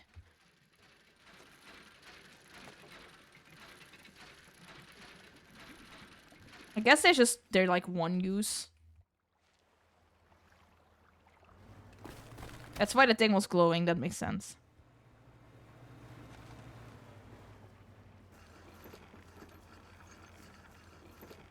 Yeah, I don't get why they aren't ice picks supposed to last. What the fuck is the use of an ice pick that breaks after one use? That's ridiculous. You strike hard against the center of the shard where the shadowy shape appears darkest. A deep crack chases upwards, cleaving away fragments that fall and shatter.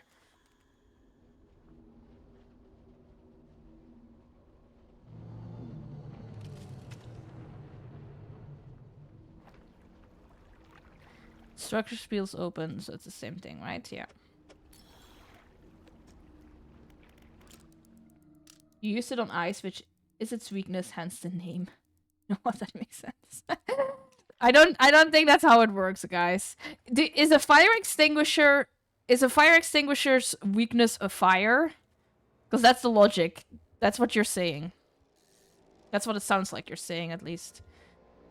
Well, I don't have a lot of fish for McG over there, so he's gonna get my ass if I'm not careful.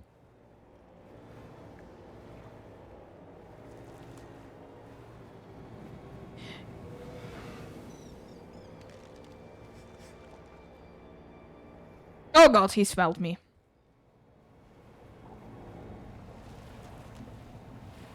How fast is he? I don't want to look behind me, but... he seems to be relatively slow.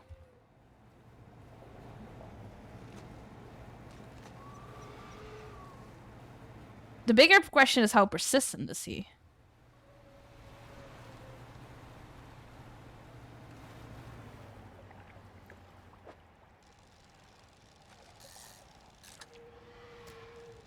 Well, he's still coming for my ass, because I can hear him.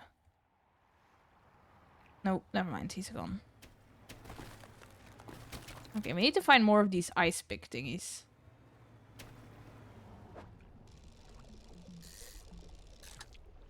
Oh, these are big. We can use these to feed the guy.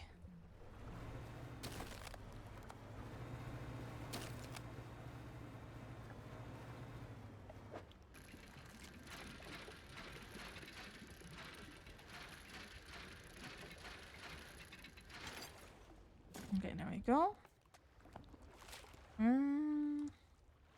Yes. Nope, wrong button. I need to find one more. One more ice pick after this. Are fire extinguishers one use? What if you, like, have a very big fire? That seems inconvenient. I feel like a fire extinguisher should be more than one use. Let's see if there's one back here, maybe? Maybe we get lucky? Nope, doesn't look like it.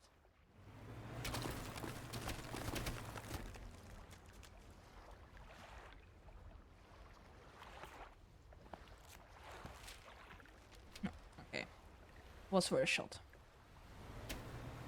I mean, it does depend on how big the fire is. How much fire can you put out with one fire extinguisher? Somebody riddle me that.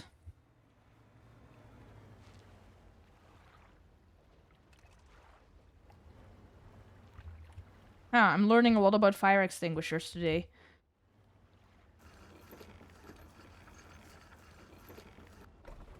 Break that cold twink out. This is count as a twink.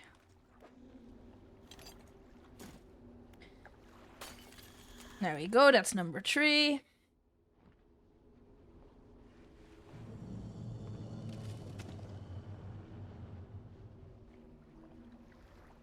Structure peels open, split to its core, glistening. Yeah, that's the same as the other ones.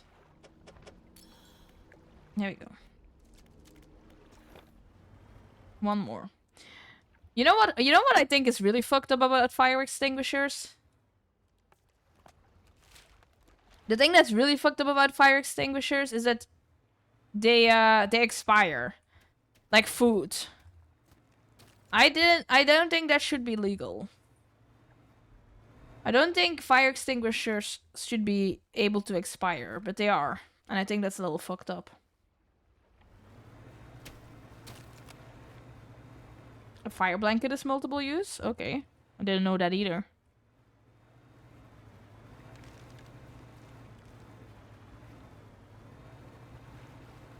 Everything expires? I don't know if that's true. I think you're lying.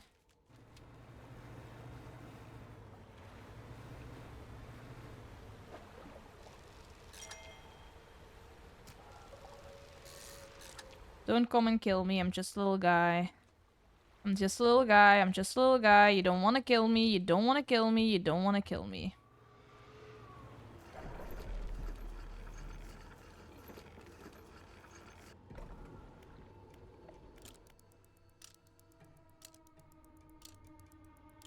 Okay.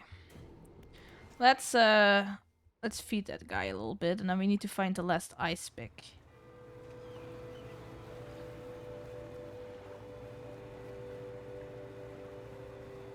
Where's the thing to feed him? There it is.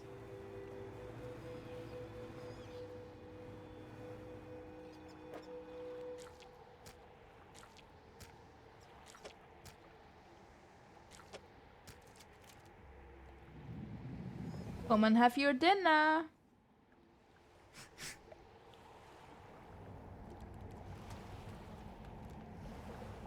Oh, there he is. I was like, why is bro not eating? I made dinner just for him. Fire blankets will get... Okay. I don't like what we're discovering today. All of this is such cursed knowledge.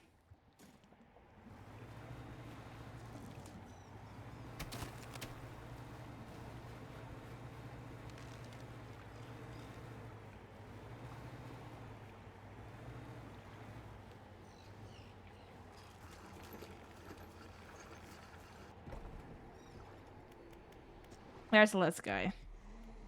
The boatswain gone, fearful boy, the skies we remain, the consequences inherited. Is he gonna say something about the rest too? The navigator, my eyes for the shadow, closing. You risk annihilation. Annihilation. He returned to shore of officer, unworthy. Tried to take, turn the man. My expedition, my discovery, his failure. Okay, now we kill him. Do not risk breaking. It senses through the eyes, through the shadows. No hope.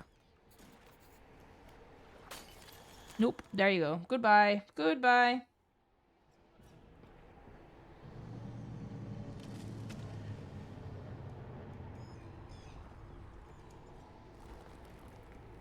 Um. Oh no, never mind. It's dying. Thank God. Is this thing going to chase me? I kind of feel like this thing is going to chase me. And, like, try to murder me and stuff.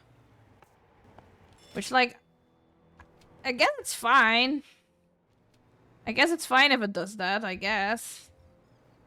If techno fiberglass splinters. Oh, never change, chat. Never change. I'm gonna sell my fish first.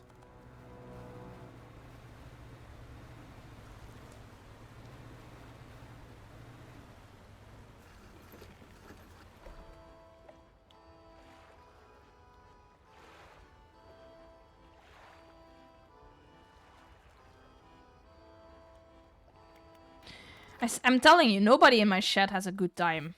Everybody in my shed is just miserable. 24/7.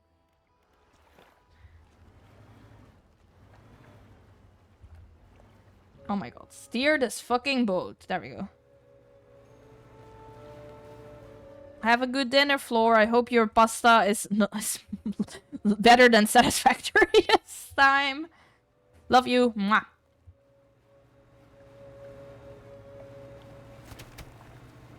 Boy is the diversity higher.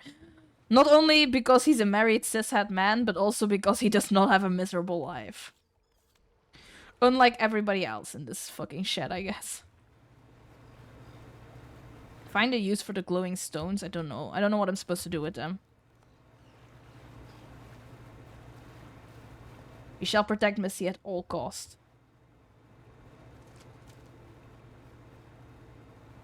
It's it's leftovers of the below average pasta. Oh no, curses.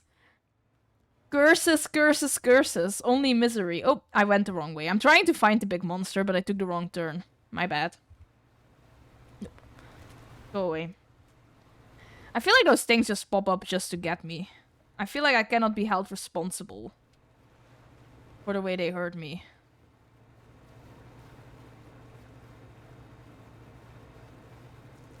Messies are an endangered species. We are very delicate and high maintenance. I don't need them to fucking get me. They just spawn in. There we go. Hi! Hello! Don't mind me, don't mind me. I'm just coming to pick up whatever this is. Oops.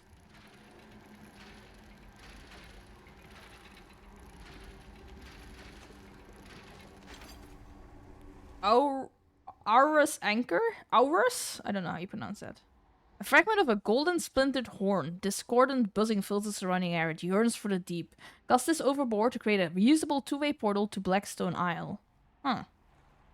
Interesting. Okay, thank you. Thank you.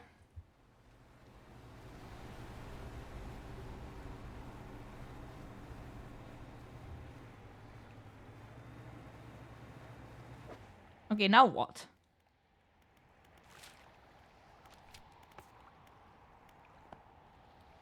What do I do with that? What do I do with any of this?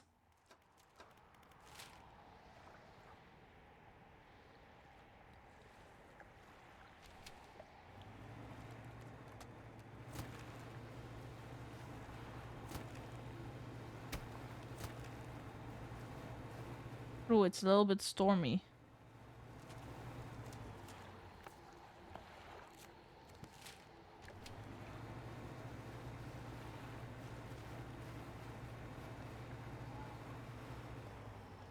Bye, book. Have good eep. I should probably also not stay up too late. I'm gonna be so for real.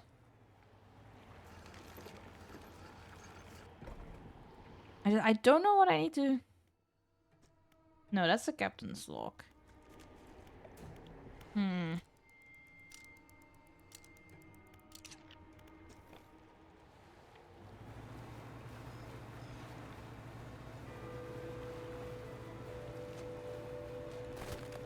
Maybe the fisher lady will know? Question mark?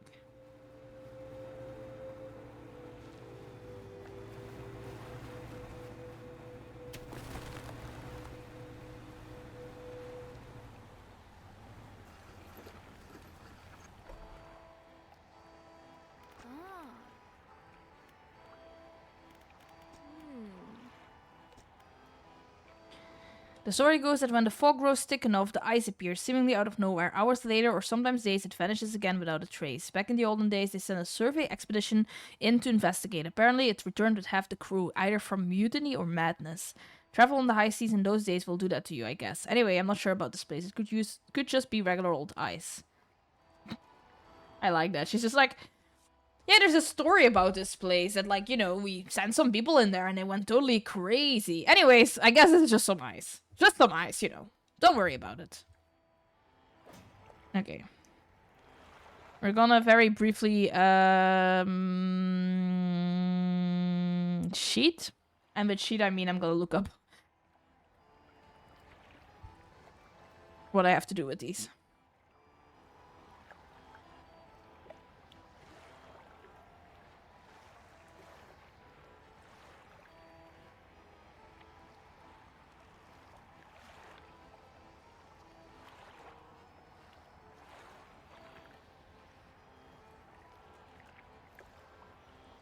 And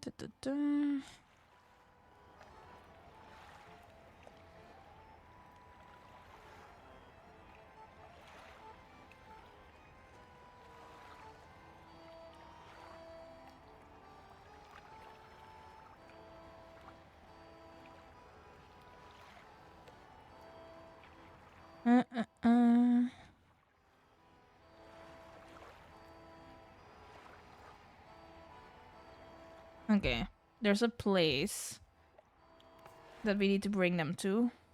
I also looked up where to find the thing, because I got lazy. I'm not gonna lie. We do a little bit of cheating today, and with a little bit of cheating, I mean that apparently this part of the DLC is just like float around until you find where you need to use this, which I don't feel like doing right now. So we do a little bit of cheating. A little bit of cheating. Over here, we can find an optional item that we're just gonna grab real quick. I mean, I guess you can just like go around and find the glowy things to know where you have to, where you can find these things. But I got lazy, so I looked it up. Look, I already finished the game. Okay. Yes. Did you see that? I didn't even go into that one. It just fucking ambushed me. What the fuck? I didn't drive right into it. It spawned on me. This is so unfair. This is why I'm cheating at this game. Because it hates me.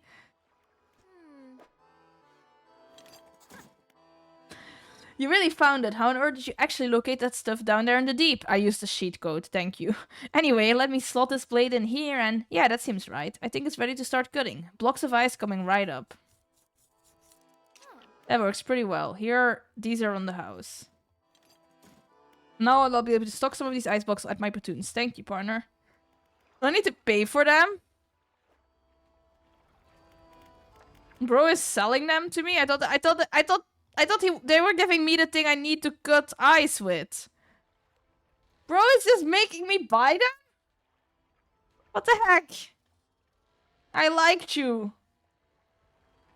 They're only worth like 59 cents and they cost 21 bucks to make. She's scamming me.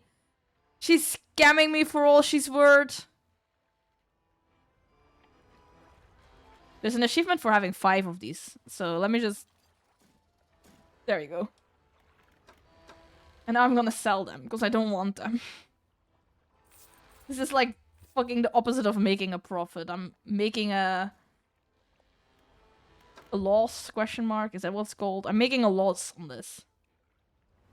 Just like you get a bit of cheating, she gets a bit of scamming. She is one of my favorite characters in the game, so I guess I'll allow it. But also, I'm feeling pretty scammed right now. She was really like, hey, if you find this thing, you can cut blocks of ice. And I found it for her. I risked my life to find it. And she was like, cool. Anyways, I'm going to sell this ice to you now. Even though you're the one who found it. Lizardfish? Oh, I don't like that one. Why does he look like that?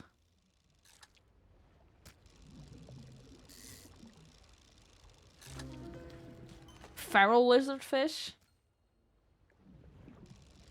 This game hates me, I swear to God. It's giving me the ugly fish for no reason today.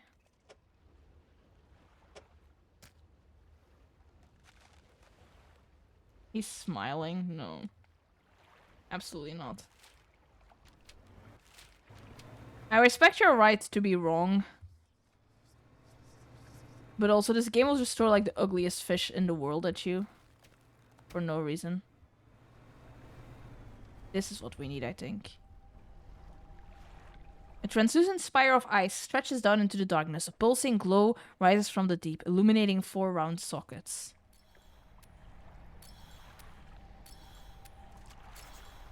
The glowing light intensifies. Feeding into the 4 stones, a web of light grows beneath them, connecting, rejoining, united. Ooh, radiant troll net. Thank you.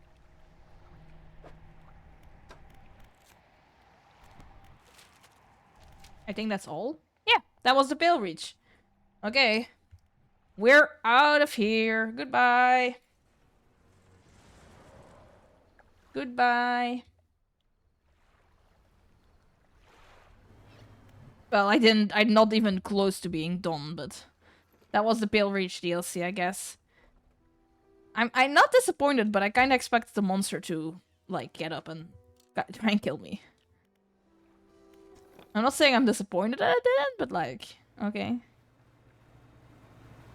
Yeah, I mean, he could have tried to kill me a little bit, you know? I mean, I wouldn't really call it anticlimactic, but it was a little bit like, I'm like, okay. So, they tried to revive, or whatever, that thing. It didn't work, and now they're all dead. Pretty straightforward, I guess, but, you know.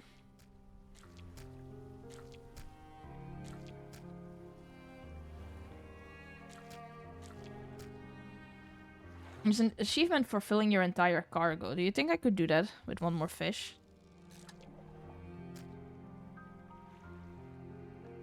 Achievement? Achievement? Please? No? Does it have to be with fish? Does it have to be your entire cargo with fish?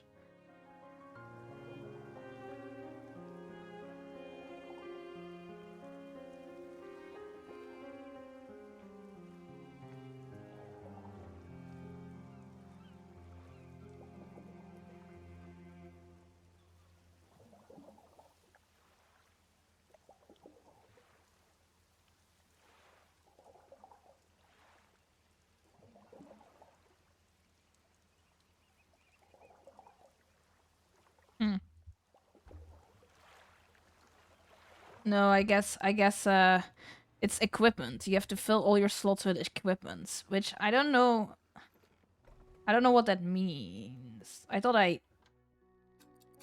Is this not all my slots with equipment? Does this not count as equipment?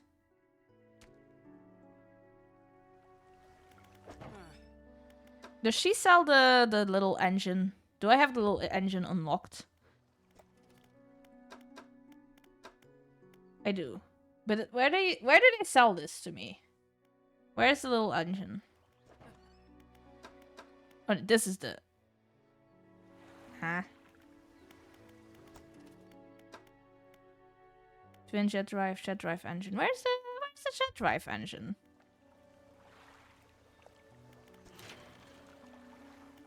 I don't know who sells it to me. Should it not be with her? My only theory is that this doesn't count as equipment.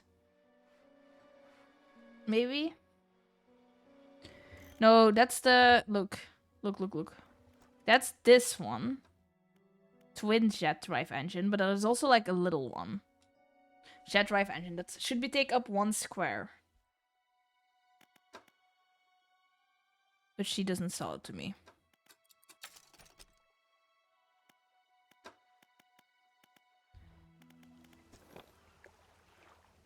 Maybe. I'll try the rig, because I need to go to the rig anyway.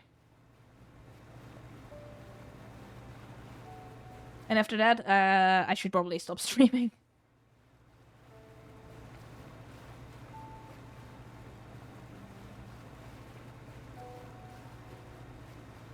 Yeah, I'm feeling a little sick, but not like sick, just like I know the jet lag. I need to oop, I didn't mean to. Ah! Sorry.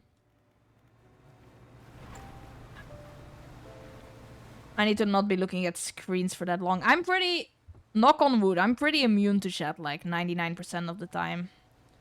I'm pretty good at not getting too jet lagged, but I think a good way to not get jet lagged is to not stare at screens constantly.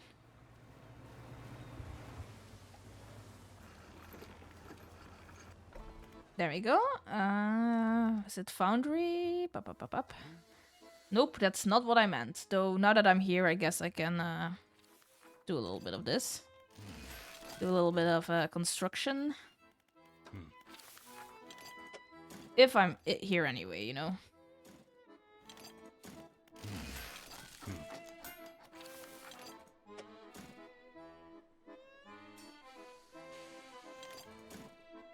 When in Rome.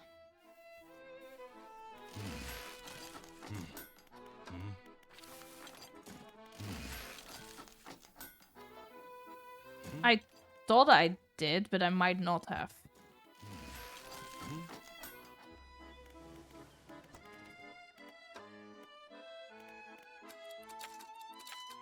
Damn, I'm missing one research thing. Let me...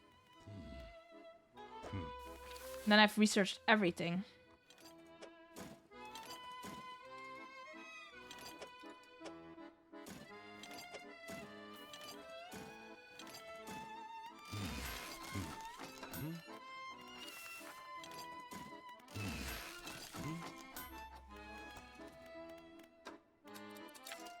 There we go. I've officially researched everything.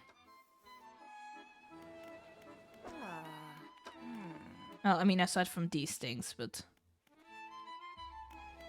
we don't really talk about that.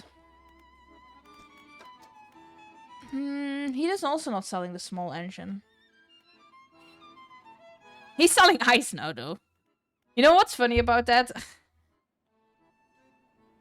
This is also not... do they just also have an ice cutter, or did the fucking... is the Martian like... the Martian like...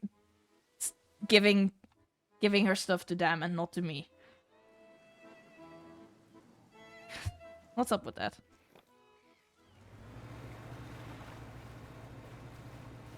She's selling it to them.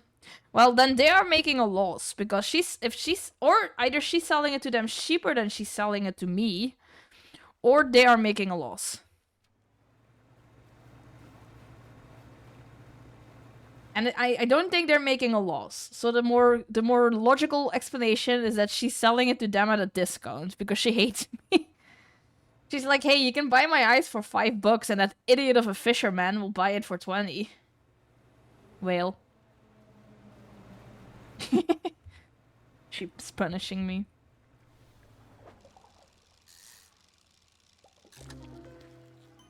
Lumpy mackerel. Sure.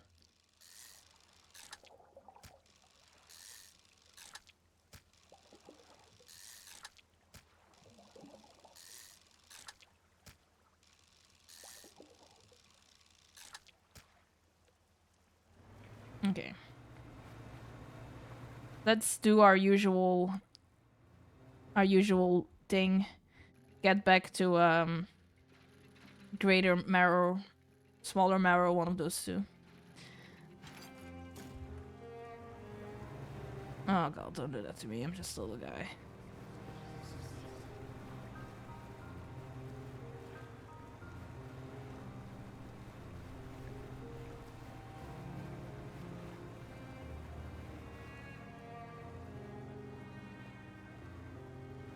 There we go.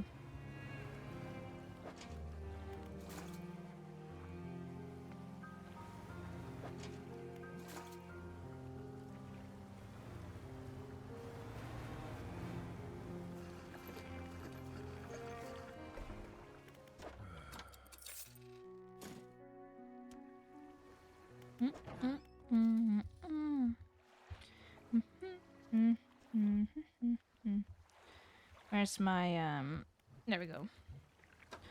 Let me just throw these out here. Boop. Boop. Perfect. Yet another successful day of dredging. If I do say so myself.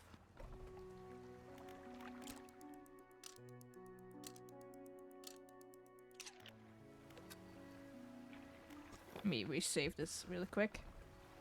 There we go.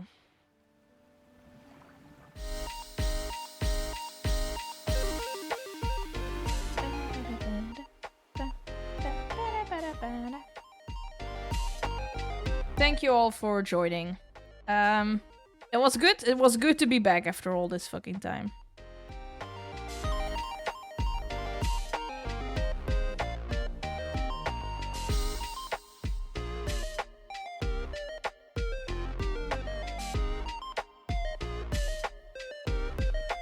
You finally have Shay back. And you're gonna have so much more Shay. Now that I'm back, that means there's going to be Silk Song very soon.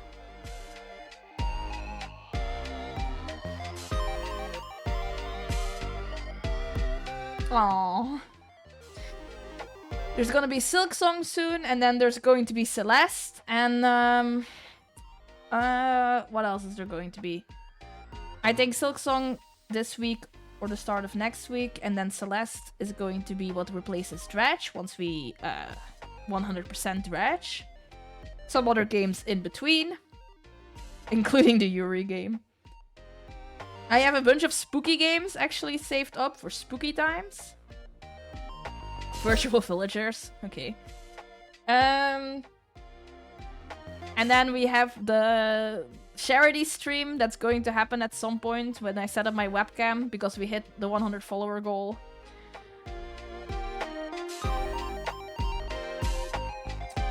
So look forward to that. I was going to say something else, but it completely slipped my brain. If it's important, I'll remember it. Love you guys so much. Thank you for showing up. Hope you have an amazing night or day or whatever time zone you're in. Mwah!